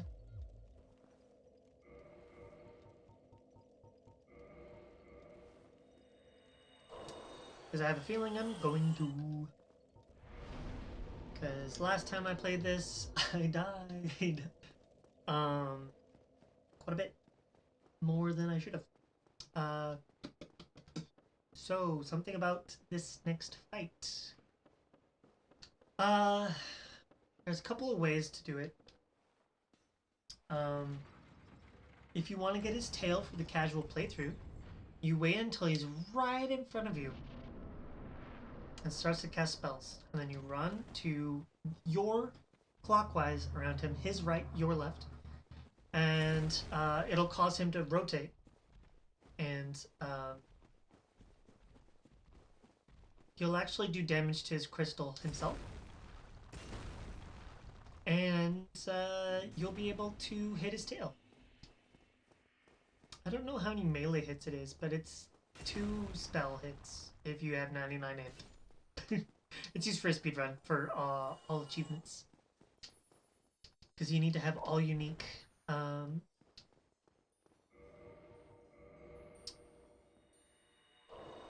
items and all Black Knight items. So coming up is the second of the optional opportunities for Twinkling Titanite.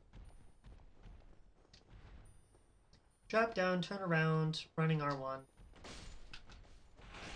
Even if you only get 2 of them, you now have 6 extra Twinkling Titanite, which, ta-da, gets you from +3 to +6. And apparently the yeah, the big golden guy that we dodged at the top, there's 2 of them. The big golden guy decided that he didn't want to live anymore, so he jumped off the edge, killed himself. That's where the 2,500 extra souls came from. Because crystal lizards don't drop nearly that many.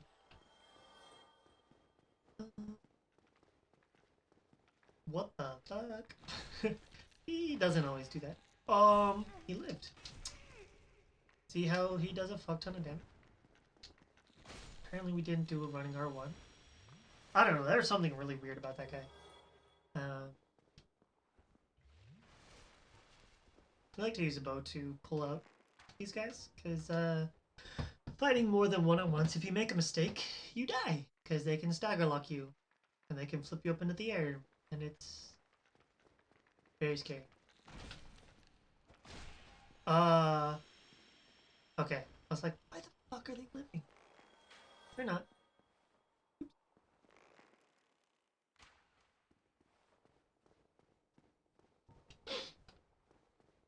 In the video that got deleted, I died a couple of times and I was cursed. So, I killed these guys every single time so that I can try and get the item that removes curse.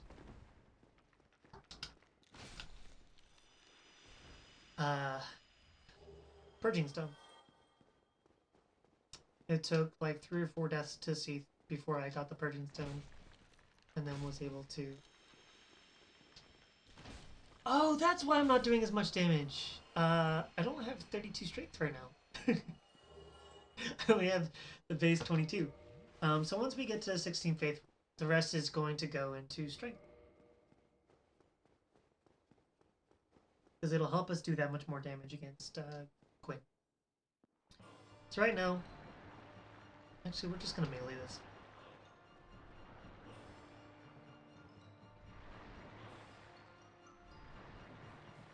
When he stops, melee, run.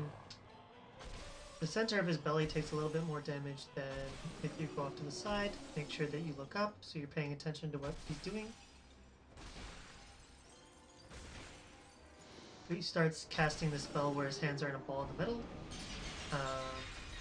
Start running.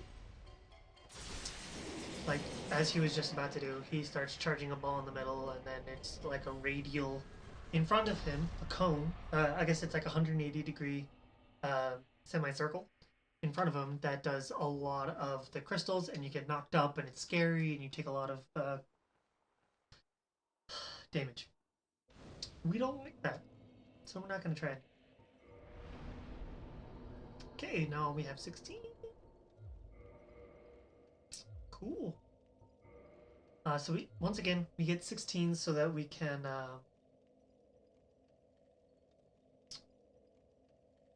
effectively use Patch's Crescent Axe, which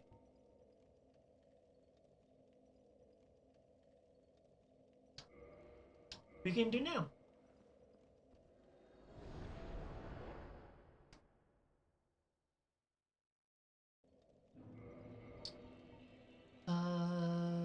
So 15 plus 8 is not enough.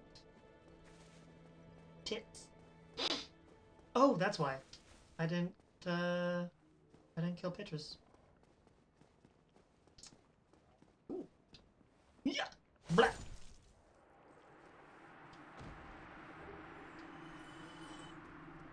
Now we have 17 plus 8, which is 25. Which is fine.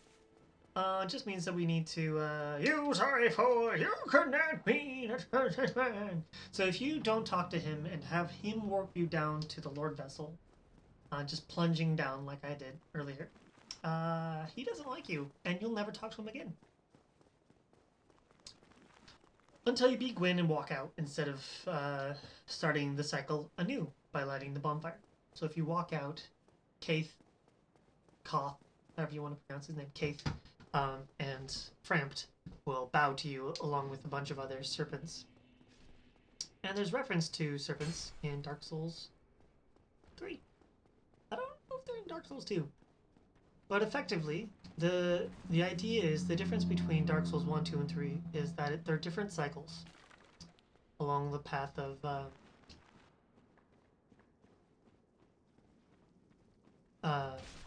so Gwyn said, you know what?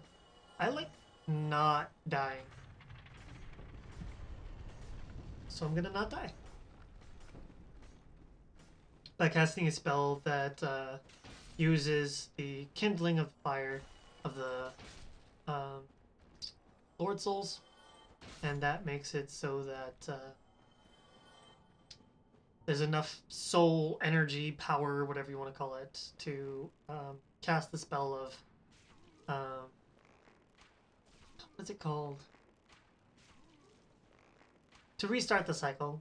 So it'll start the world back at the point where Gwen casts a spell, and that's why Gwen is in all the Dark Souls, I think. I don't know if he's in Dark Souls 2. I don't even know if there's reference to him in Dark Souls 2. There is in Dark Souls 3. Make sure that you get over here before you heal up, because those guys can be like, oh, I see you. And they can blow up. And they can do a fuck ton of damage. Okay, so this time I'm actually going to look. Aha. We're going to running R1 to do a plunge attack on top of this guy. Dodge roll. And hopefully not get hit in the back again. Because those guys can stagger lock you and kill you. Because Dark Souls is a fair game. We're going to top ourselves off, because we're going to take some fall damage when we go down. Sometimes you can actually get a roll out of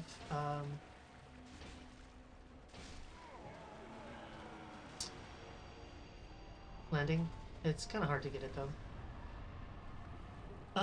Mask of the Child gives us stamina recovery? Sure. I think they're additive bonuses as opposed to multiplicative bonuses.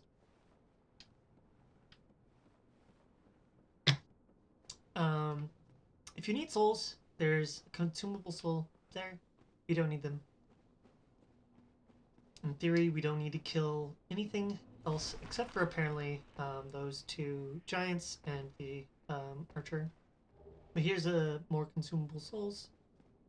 More consumable souls. There's a giant skelly dude back there, so try not to walk towards him. I like to roll because it can throw you a little bit further than if you just walk off. So you can plunge and attack that one guy so he doesn't follow you to the bonfire.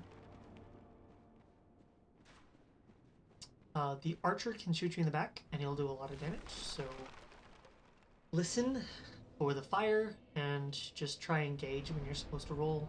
Hopefully you can roll through it. Right. So it's actually nice that we bought the Twinkling Titanite and killed all 4 of those extra Titanite lizards, because we can now actually upgrade this weapon, which conveniently, sorry, my beard's itchy, conveniently will make it so that we can one-hit the skeletons instead of 3-hitting the skeletons, meaning we have more time to focus on just Nito. I'm going to come over here, follow the wall to my left. There should be a lady here. There isn't a lady here, which means they're not down here, which is fine. I just don't know where they are.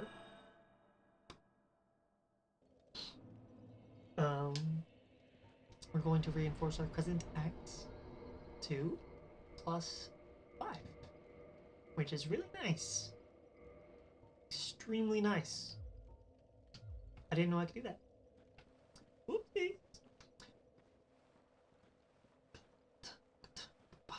Okay, so now we remember we have a +5 halberd, so we should be able to one-shot all these big dudes. Follow to the right. Once it disappears, you can running R1 and kill that guy, because once again, you're pursuing your momentum forward. As you're also attacking instead of stopping, attacking once the wall disappears, running R1. You might have to do it earlier, because I would have gotten hit if you did the fast attack. So I'll try and improve no, that's fine. I'll try and improve the visual cue so you know when to running R1, that guy, because he can stagger lock you to death. Because if he hits you, there's also an archer that can hit you, and there's also a black knight that can hit you. Depending on when those 3 aggro, you can get stagger locked to death by any 3 of them, any one of them. You don't need to kill that one, even though if you wanted 2 extra Twinkling Titanite and or 1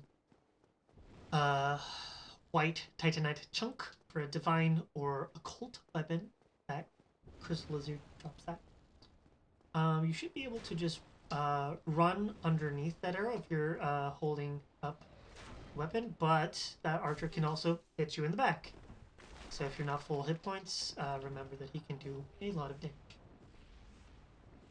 We're going to wait until the guy on the left casts a fireball. The guy on the right will cast spells and go forward every time he does it, which will have him fall off the ledge. This guy will then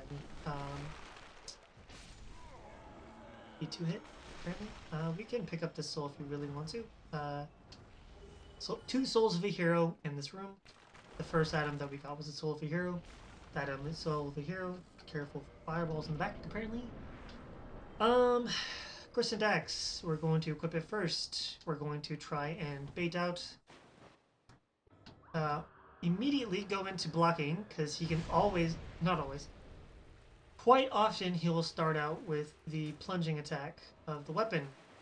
You want to kill these guys as soon as possible. Make sure you're paying attention to him so he doesn't do the plunge attack. Oh, there he goes. I was going to switch weapons, but I saw the animation last minute. We're going to wait until he's all the way over here. Now, hitless, you don't want to have him all the way over here. You just want to have him mostly over here.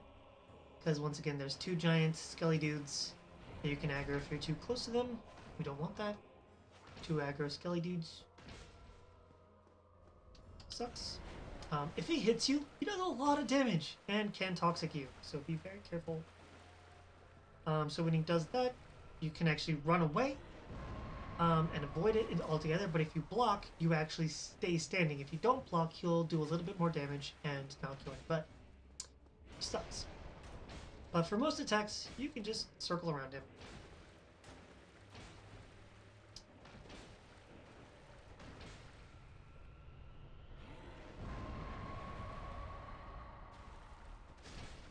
Easy peasy. I could have killed him before the spell went off if I had more mana. Stamina, not mana.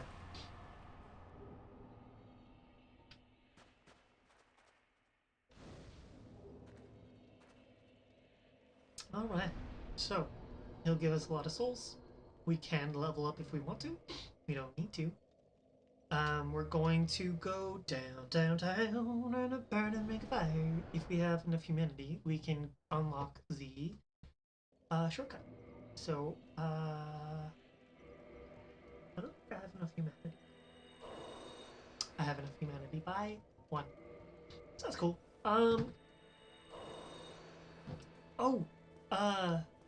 I just remembered, for future reference,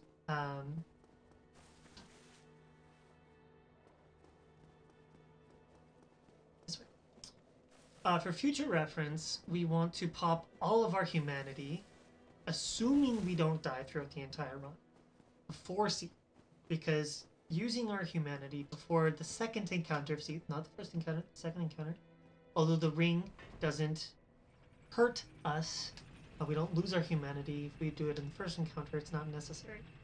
The second encounter is when you use all of the humanity in your inventory so that you have that much more curse resistance. For the fight. So in case you accidentally get hit by the crystals, because he does the charging ball attack and then the semicircle, in case he does that, you can survive the attack because you have resistances, so you're going to take less of the curse damage, because it does damage over time as it builds up curse as well as the initial physical damage of launching you up in the air, because it's crystals shooting up out of the ground, right? I'm not sure. I'll be doing some souls testing with bosses later to try and make it 100% all of the attacks that they can do with the items that we will have at that point in time. All the humanity, all the souls, all the level ups, all that stuff, all the equipment. With all that at that time specifically,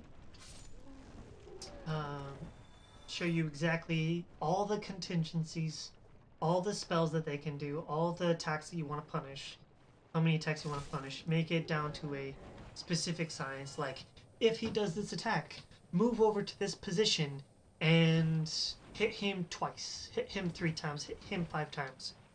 If he starts doing this animation, run away, try to go this way as opposed to this way, making it stupidly easy to beat all bosses in the game.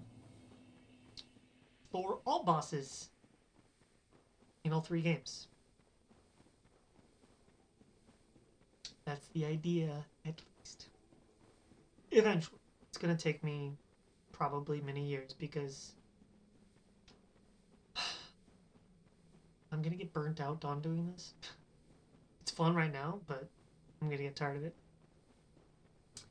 I know myself.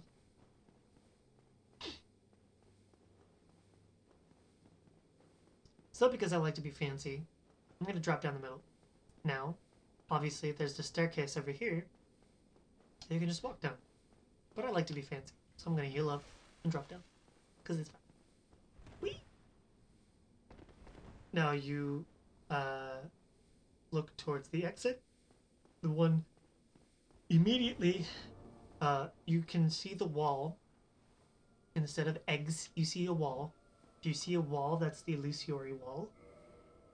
And make sure you go slow, so you talk to him and say yes.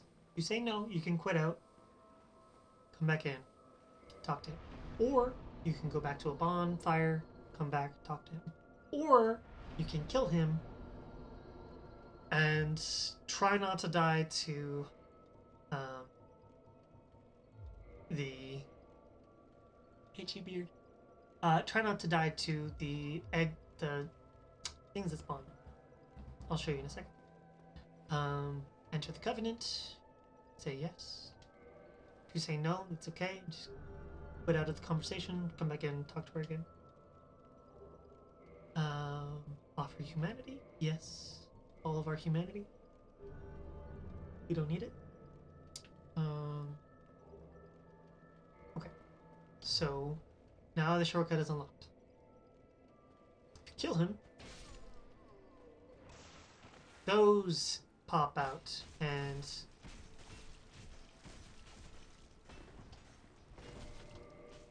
they'll kill you because they can stagger lock you. But if you quit out, come back in, they're gone. Woo! I just realized that I was doing Deathless up to this point. I was just gonna let him kill me just as a, you know, an over-exaggeration, an over-demonstration.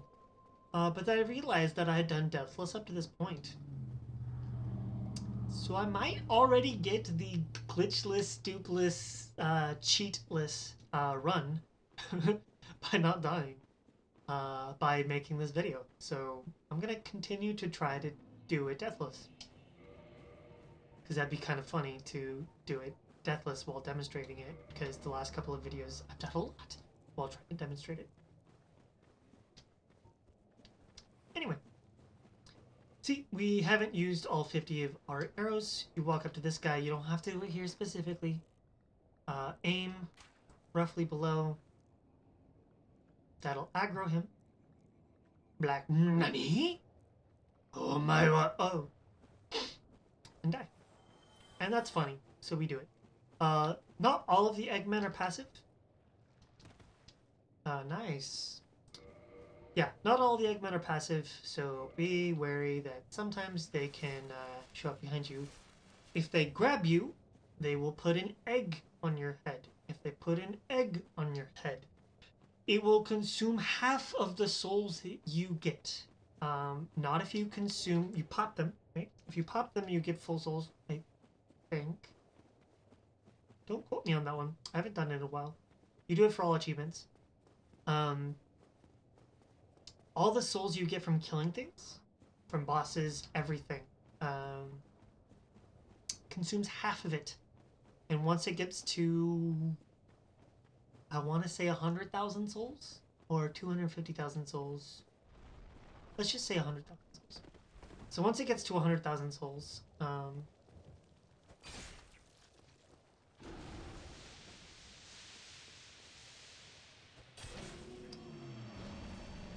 it'll pop, it'll burst into a beautiful, beautiful egg, and your kick animation is now changed. Congratulations!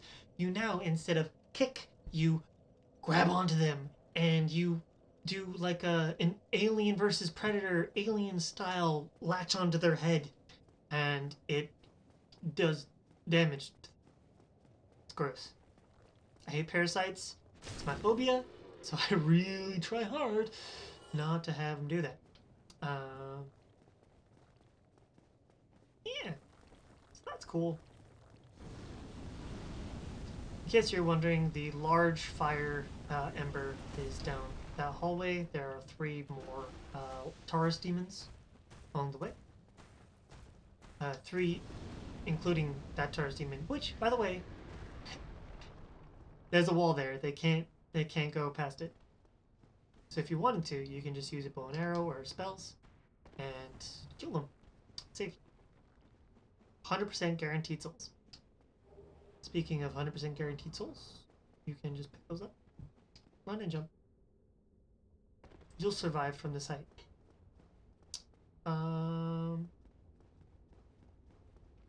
So these guys also drop egg vermituge. I don't remember what I think it's vermifuge. And that will take off the egg on your head, which is nice. But I think it's not this one. It's this one. Drops this on my maggot head. We are illuminated! This is the item that eventually makes Knight Solaire go hollow. So, the story is, Knight Solaire, when you first meet him, he wants to be gloriously incandescent, right? That's the last thing that he says, and will continue to say over and over and over again, until you just leave him alone or kill him. So he's pursuing light. That's cool. I'm gonna wait until this guy doesn't attack. And then run past him. Because he will knock you off the edge. And he does a lot more damage than his brothers in Sun's Fortress. And the bonfire next to Andre, Blacksmith. You cast lightning, so be very careful. If you're running backwards like that, or rather running towards you, the player, away from him, not looking where you're going, you're not paying attention, you can just walk off the edge, so be careful. We're gonna rolling R1 lock on, running R1 lock on, then kill her with another R1. We're going to pull out the bow, we're going to equip the fire bombs, and we're going to do with cheese, because it is safe and consistent, as long as you don't fuck up. And if you do mess up, I have a contingency for you. I'll show you in future videos. So, be careful. Run all the way to the edge of the circle, because he will do the swipey swipes. Or it will do the swipey swipes. Then we're gonna 1, 2, 3, 4, 5. Turn around. Remember that when you turn around, you walk a little bit forward. Go to the crook. Oops. I don't know if that'll work. Did. Cool. Alright. And if you wait too long, remember that you will have a firestorm fan out in front of you. Cool. It was a slow R1 animation because I don't have the strength to wield it. Oh, yeah! Aw, I missed it.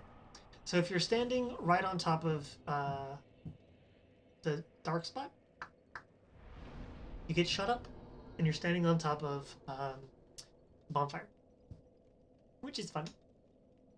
I think it's funny. So now we have enough souls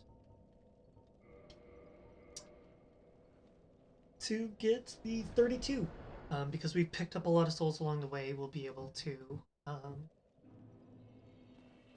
get the 32 strength so that we can wield it one-handed. We need 22,000 souls, so let's just pop one of these, because that should give us enough souls. Because it's Soul of the Great Hero, sorry, Soul of the Hero is 10,000 souls. Soul of the Great Hero, I think, is like 12,000, 15,000 souls. You get that in New Game Plus. In case you were wondering, we don't need this anymore. In case you were wondering, souls that you can pick up and consume, as opposed to bosses and enemies. Souls that you can pick up and consume. Oh, actually,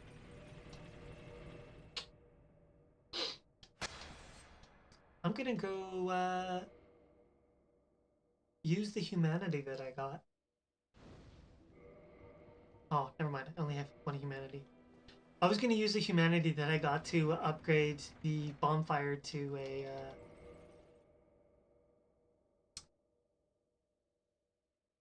+2.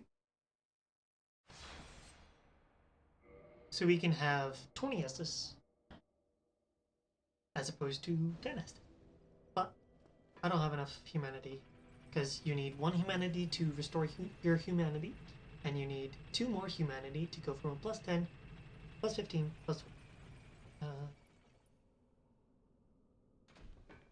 There's 1 humanity that we can get that's a lootable item in this area. I'm not going to, because it's out of the way. And there are enemies. And more enemies equals more chances to make mistakes. We're not going to do that. We're going to pick up the Transient Curse so we can kill ghosts. And we want to kill ghosts safely, because that item over there is a Firekeeper Soul. Firekeeper Souls are nice. They increase the amount of healing that we do per Estus. I like to run past everything here. Pick it up.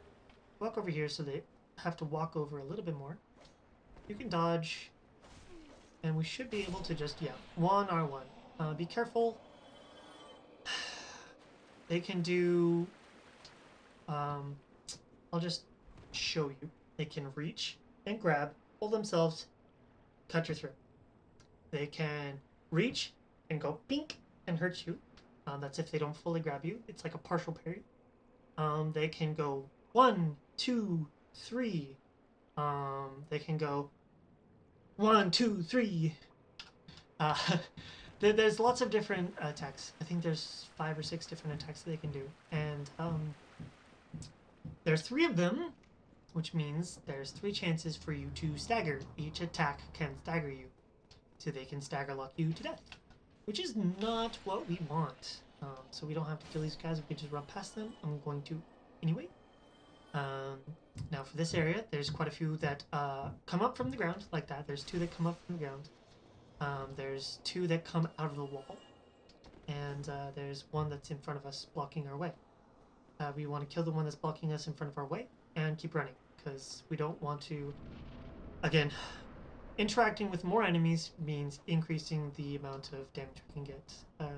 Kick down this ladder just in case we die. Hopefully we don't. Those attacks shooting up out of the ground is actually a scripted ghost there. You can shoot them with a bow. Actually, I lied. You do need a bow. You can shoot them with a bow if you want to. I don't like to. As long as you stand below the topmost step, you won't have the guys from back there. You won't have the guys that you ran past or killed back there. You won't have the ghost there, and you won't have the ghost up there. You can't see it because it's despawned graphically, but it's there. They won't aggro to you. So just try and stand down below. With a +2 and standard arrows, we're able to aggro him, which is good. You don't want him to have 3 hits, because if you hit him twice and he doesn't aggro to you because you did too little damage, you have to go further up the stairs, and that increases the likelihood of other ghosts being attracted to you. And that's no bueno. So he's real Angies, which is fine. We don't care. We still have the transient curse on us, which is important to know because, sorry, one, this guy always appears and can grab you and hurt you. So just keep running, just keep running, just keep running. I like to have transient curse on display, because on top of the visual cues of the silver lights dancing around you, the transient curse turns from gray to green, and it's a fairly stark transition, and it's easier for me to pay attention to that appearing than that disappearing. If that makes sense. So we're going to turn around and drop down, heal up, have that visible. We're going to stand here. There's going to be 3 ghosts that come down. Let them get down to your level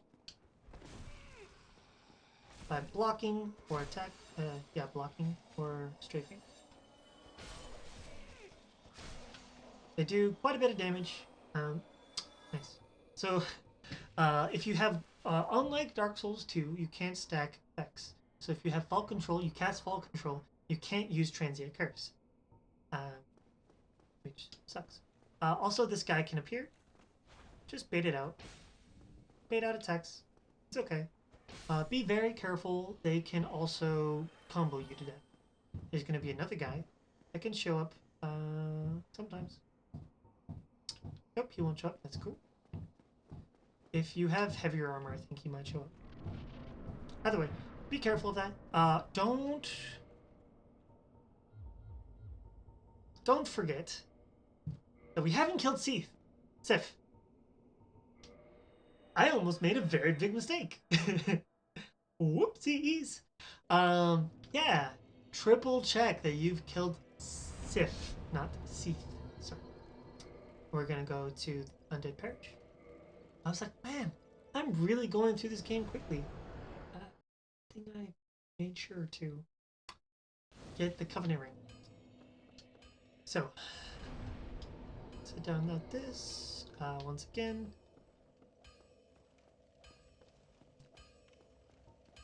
We're going to use the Soul of a Hero. We're not going to kill Andre, because we're good human beings. This should be 8,000 souls for a Brave Warrior. 5,000 souls. Oops. There's one that's 8,000 souls. Proud Knight, I think, is 4,000? 3,000. Jesus, I'm not paying attention. And I didn't need to do that. Nice! Anyways. Respiratorious. Do we need anything else from it? No.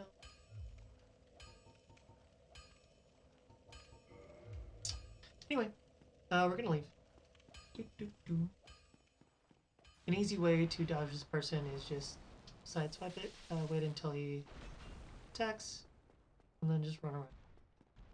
Be very careful not to get hit in the back with that attack. Has a very wide range. The whole of his staff and body, including his tail, in that animation can hit you, which is bullshit. We don't need the moss anymore because we're not going down to Quelaag, Blighttown. And we already have our weapon upgraded all the way, so we don't need to pick up those.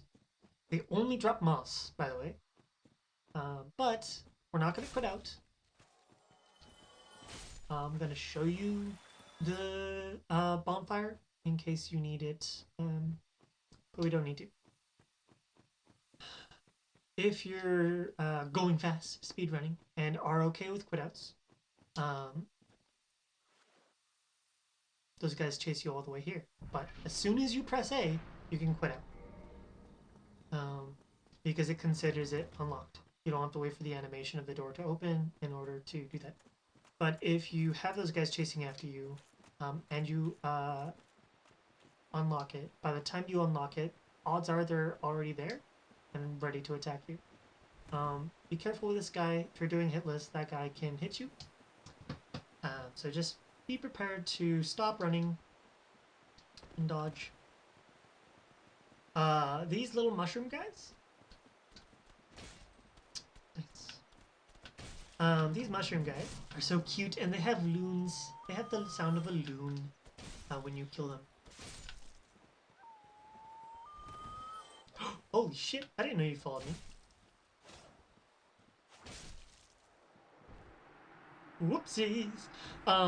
If you talk to the cat immediately after entering that broken down building before crossing the bridge, there's a cat to your left. If you talk to the cat, he'll stop following you right then and there. And you talk to them, say, yes, I want to join the Covenant. Which, by the way, in Remastered, you can change Covenants at the bonfire, but if you change the Covenant, it halves the amount of reputation that you have in the Covenant that you were in previously. So, if you were in Quelaag's Covenant, before unlocking the shortcut, which is like why I like to do it in that sequence, if you give her 30 humanity before unlocking the shortcut, because you forgot to put down the Lord Vessel or whatever reason, and then you go to this one, makes it so that those guys in the garden don't attack you, which is nice. You'll have, instead of 30, you'll have 15 humanity, and now you are no longer at the rank 3, which is what you need. You need to be at rank 3 of Quelaana's Covenant. If you are not at rank 3, even though you unlocked rank 3, you are not currently at rank 3 and you can't open up the shortcut. So you need to get 15 more, or half the humanity that you've given her so far. Rounded down. So if you have an uneven number, it's rounded down, which sucks ass. We don't want to do any farming. We don't like farming bad. As I've described many times, just be careful with the hoppy hops, the jumpy jumps, and yeah, he's a jumpy boy. The rolling R1 does less damage than the standing R1.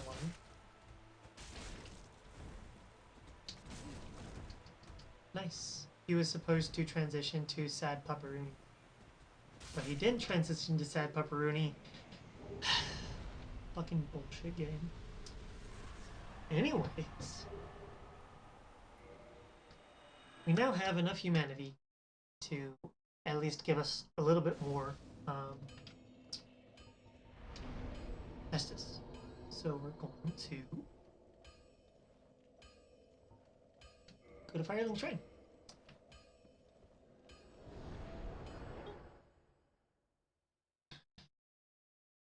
We're going to become human. We can at least have 15 Estus instead of 10 Estus at +2. Now if we consumed the Firekeeper Soul, that will actually... Ooh. Here, let's do this. We're going to give ourselves more HP. We're going to reverse hollowing. I need to consume both of those. Oh well. Send back up. Consume the other one. Prepare to die edition. You can only consume one humanity at a time. That's the major quality of life change from Dark Souls Prepare to Die edition to Dark Souls Remastered. Now that we're human, we can kindle the bonfire, and that'll give us an additional Estus flask charges. And then because we picked up the one in New Londo, we can now have a +2. And if you remember me describing it, the last place that you set down is the place that you homeward, homeward bone, and dark sign too. So remember that firekeepers have firekeeper souls. We already unlocked the shortcut.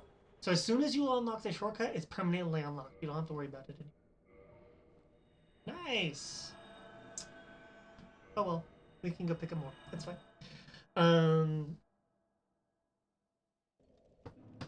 So now that we have an additional one, we also have more souls. We'll level up more.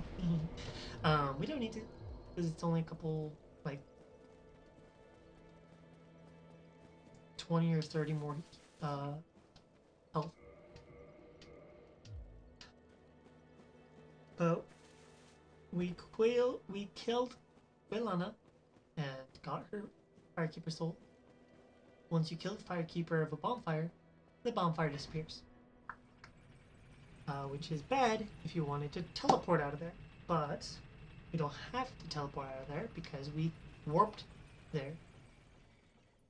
Now, if you accidentally sat down at that bonfire before killing her and the bonfire disappears and you use Homeward Bone, you will end up going back to that bonfire.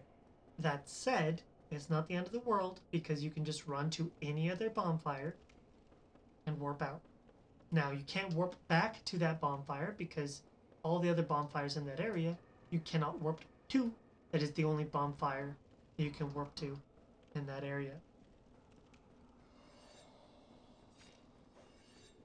So keep that in mind. You can just warp out of any bonfire. You cannot always warp to any bonfire. This is the backup strat in case you died. There will be one guy here. Just wait for him to make his moves. If he grabs you with that attack, he will suck humanity out of you. So keep that in mind. If you have humanity on you, and you're not entirely sure that you will be grabbed by it or not, when in doubt, don't let him hit you. Not that big of a deal. Yes, it's slower, but that's okay. We're going to aggro one Dark Wraith, and hopefully some of those ghosts. There we go. Got two ghosts. Nice. You can use the elevation to your advantage once again. Be careful if he tips you with one of his attacks. It will do a lot of damage still. The reason why I'm taking this slow is because any one of them can kill you really easily. Any one of the Dark Wraiths. So just be mindful of that. And you can fun past all of them. You can just not do this. You don't have to fight the big guy. And you don't have to fight this guy. But you can if you're concerned about them following up and killing you.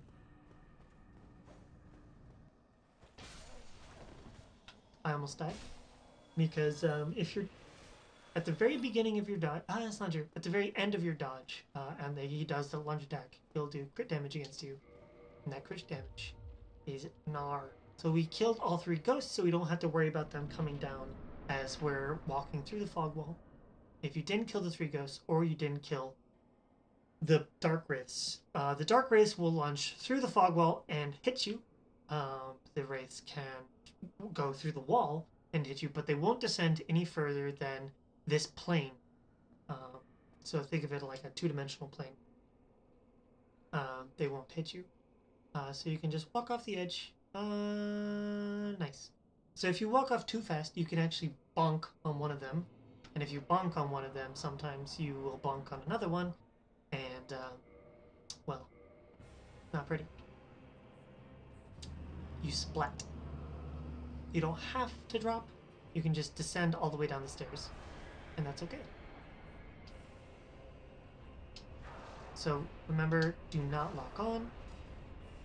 Try to ignore or avoid the ball. If he does that turn around, just start sprinting, and you should be able to outrun dodge to the side. Because you're not locked on, you can actually avoid it. Then lunge, walk to the side because you can actually avoid it. Continue to attack after he dies, and then heal up if you have to. It should be more than enough time before the next one starts attacking you. That he doesn't always follow up. Nice. He doesn't always follow up the side swipe with another side swipe, but in case he does, like this, he can cancel that attack. If you don't have the depth perception, or it's hard to tell if you'll hit or not, when in doubt, just lock on after you've avoided taking damage. This guy is doing a combo that is difficult to do a 3-cycle. Thankfully, another one didn't spawn in the meantime. Oh, another one did spawn in the meantime. Oops. So the thing with that lunge, there's 2 hitboxes. There's the sword itself, and then there's the lingering hitbox of the hilt of the sword. So if the hilt of the sword hits you, you can actually still take the damage. So if you saw for a second there, I was actually walking into the remains of the last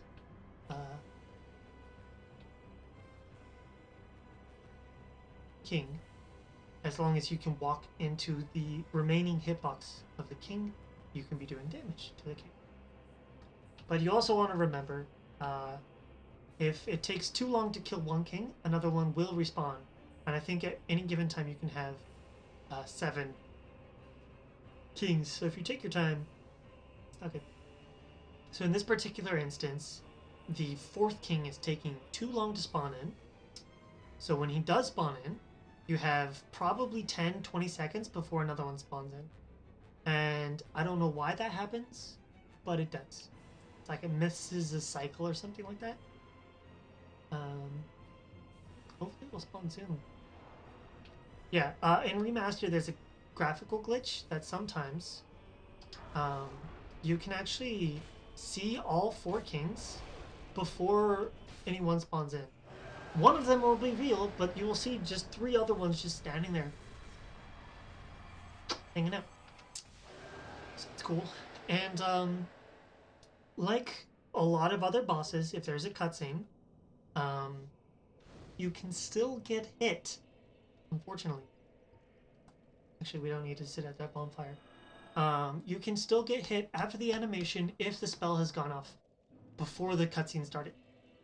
And like Smo or Orenstein, if their animation of their attack is far enough along their attack, it will have a lingering hitbox even after the fight is over or the cutscene happens, which is absolute bullshit.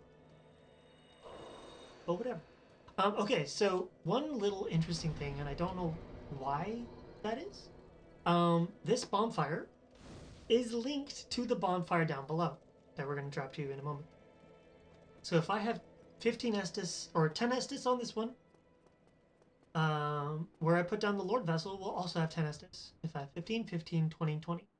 So if you're having a really hard time with Gwyn, you can actually... oops. If you're having a really hard time with Gwyn, you can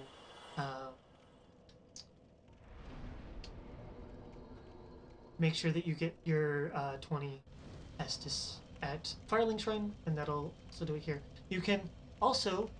ooh, I lied. I thought you could kindle this one, but apparently not. It's just Firelink Shrine that you can kindle for this one. Good to know.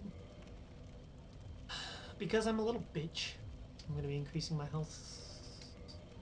I'm just going to use all my spells. Whatever. Do I need to? No. Am I going to? Yes. Am I going to have excess souls? Yep. I'm also going to use my humanity. Now, there's 2 ways to beat Gwyn. One is the hitless way, where you dodge the first attack, parry the second attack, and riposte roll back 3 times with the dodge roll back 3 times with the wood ring, which is a ring that you get from knocking off a partially invis ninja once you join the cat covenant, the garden covenant before Sif. Once you join the covenant, there will be 2 guys that spawn. One of them is like the head honcho, the dude from the east. You can actually get his armor in the garden. It's on the ledge, like on the opposite side of the garden from him, away from the door that you unlock. It's like Jiva, something like that. Anyway, the wood ring gives you like a cartwheel animation, and that will allow you to have a little bit further distance in your roll. You still have the same iframes. I think you might have more iframes. I don't remember specifically, but you roll further, and at the very least have the same iframes. And so if you're fast rolling, it's really nice. You, like I said, you have RTSR at that point. You run and jump off of this to set up RTSR. Just you run and jump off a bunch of times, which we're not going to do. Oh.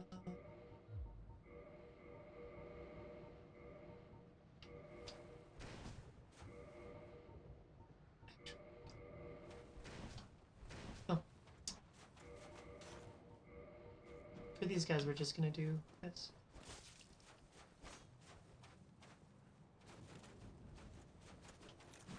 Remember, if you're not using the target shield, this will actually be a lesser...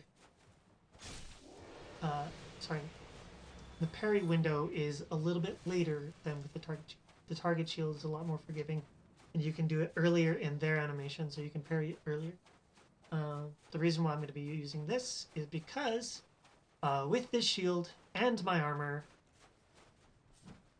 I am now having 100 more fire resist. So if I miss, sorry, let me continue to explain. The way that I'm going to do it is I'm going to try and parry the first, sorry, I'm going to, if it's a 2-hand slow attack, I'm going to parry and riposte. If it is a fast attack, I'm going to tank the first hit and then parry the second hit, because as soon as you take the first hit, you just parry, and you will 9 times out of 10 be able to successfully parry the second attack out of 4. Now if you get hit by all 4, you're probably either dead or really low on health, which is not fun. Remember, if you have to switch to 2 hands for your riposte, you have to walk forward a little bit, and then stop moving, and then R1, which I think is kind of weird. C'est la vie. So we're going to pray for 4 or 5, I don't remember how many it is, 4 or 5 slow hand attacks, but in case that doesn't happen, that's okay, it's not the end of the world. We'll tank the first hit, riposte, circle around, and drink Estus. Now, if you drink Estus after circling around, he has to, 1, spend the time to rotate, and then attack. That should give us enough time to get ready for the next parry. So, we're going to run forward all the way to the black spot, parry, riposte. Now, you could have 2-handed, that's my bad. I'm going to circle around, drink an Estus, you should 2-hand parry, riposte. This is the intended cycle abuse. Drink, you should do 2-hand parry, walk forward, riposte. Now you can also lock on, auto attack,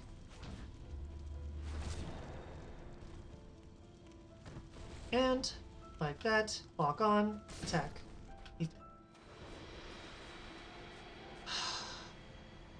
So, coincidentally, in demonstrating how to do Deathless, I did the game Deathless. Unfortunately, I wasn't able to show you my backup strats in case he does the fast attack. But I will be making another video later on how to do that.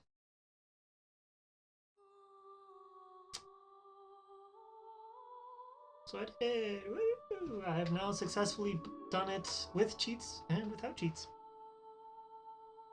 For any percent specifically.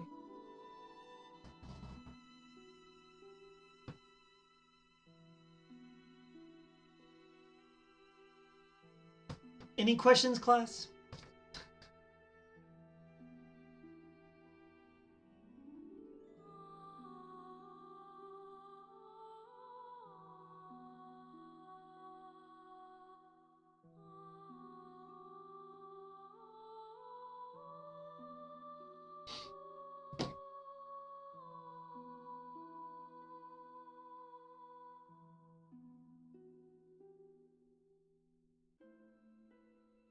I have been.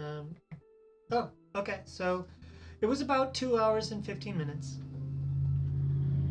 I restarted half an hour into the first run because um, I wanted to do the run exactly how I want my friend Edie Bot, who is a wonderful streamer who drunkenly challenged someone to do Deathless of this game, like an idiot. So it's about 2 hours to do this game. I had to do some backtracking because I forgot to kill Sif. Normally I would kill Sif before any of the other Lord Souls because he's really easy to kill. Even with the +2 Black Knight Halberd, he's really easy to kill. Just make sure you dodge. Save plenty of stamina. Once he finishes his animation of one attack, just get ready to dodge. Don't even bother putting. Take it slow. His fight, he can do a lot of jumps where he can hit you as he's jumping up, and he can hit you as he's falling down. So just be careful about the steppy stomps, that chip damage that I'm talking about, and just 1 or 2 attacks. Let him do another attack. 1 or 2 attacks. Let him do another attack. Easy peasy, lemon squeezy. Yeah, so it should be about 2 hours. If you do it right.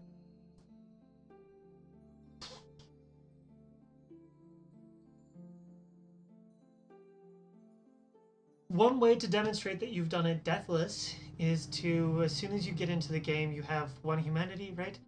Sorry, as soon as you get to Fireling's Friend, you have 1 humanity. So consume the humanity and use it to reverse your humanity so that you are human, you look human, and so everyone knows throughout the rest of the game, if you no longer look human, you have died. That's one way to demonstrate that you have successfully done it. Let's see. Do I have anything else to say? Oh yes, congratulations, Ricewater. You did the game Deathless. Alright, that'll be it for me today. I'll be gone this weekend. Early next week is a little busy, but I should be able to stream next time. Mid next week. Talking a lot sucks. Turkey coop sucks. Yep, that's what I said. Alright, well, thanks for watching, everybody. I love you very much. You're a wonderful human being. And, well, a wonderful whatever you want to call yourself. I will see you when I see you. I'll be in Edie's stream on Sunday, probably not Saturday.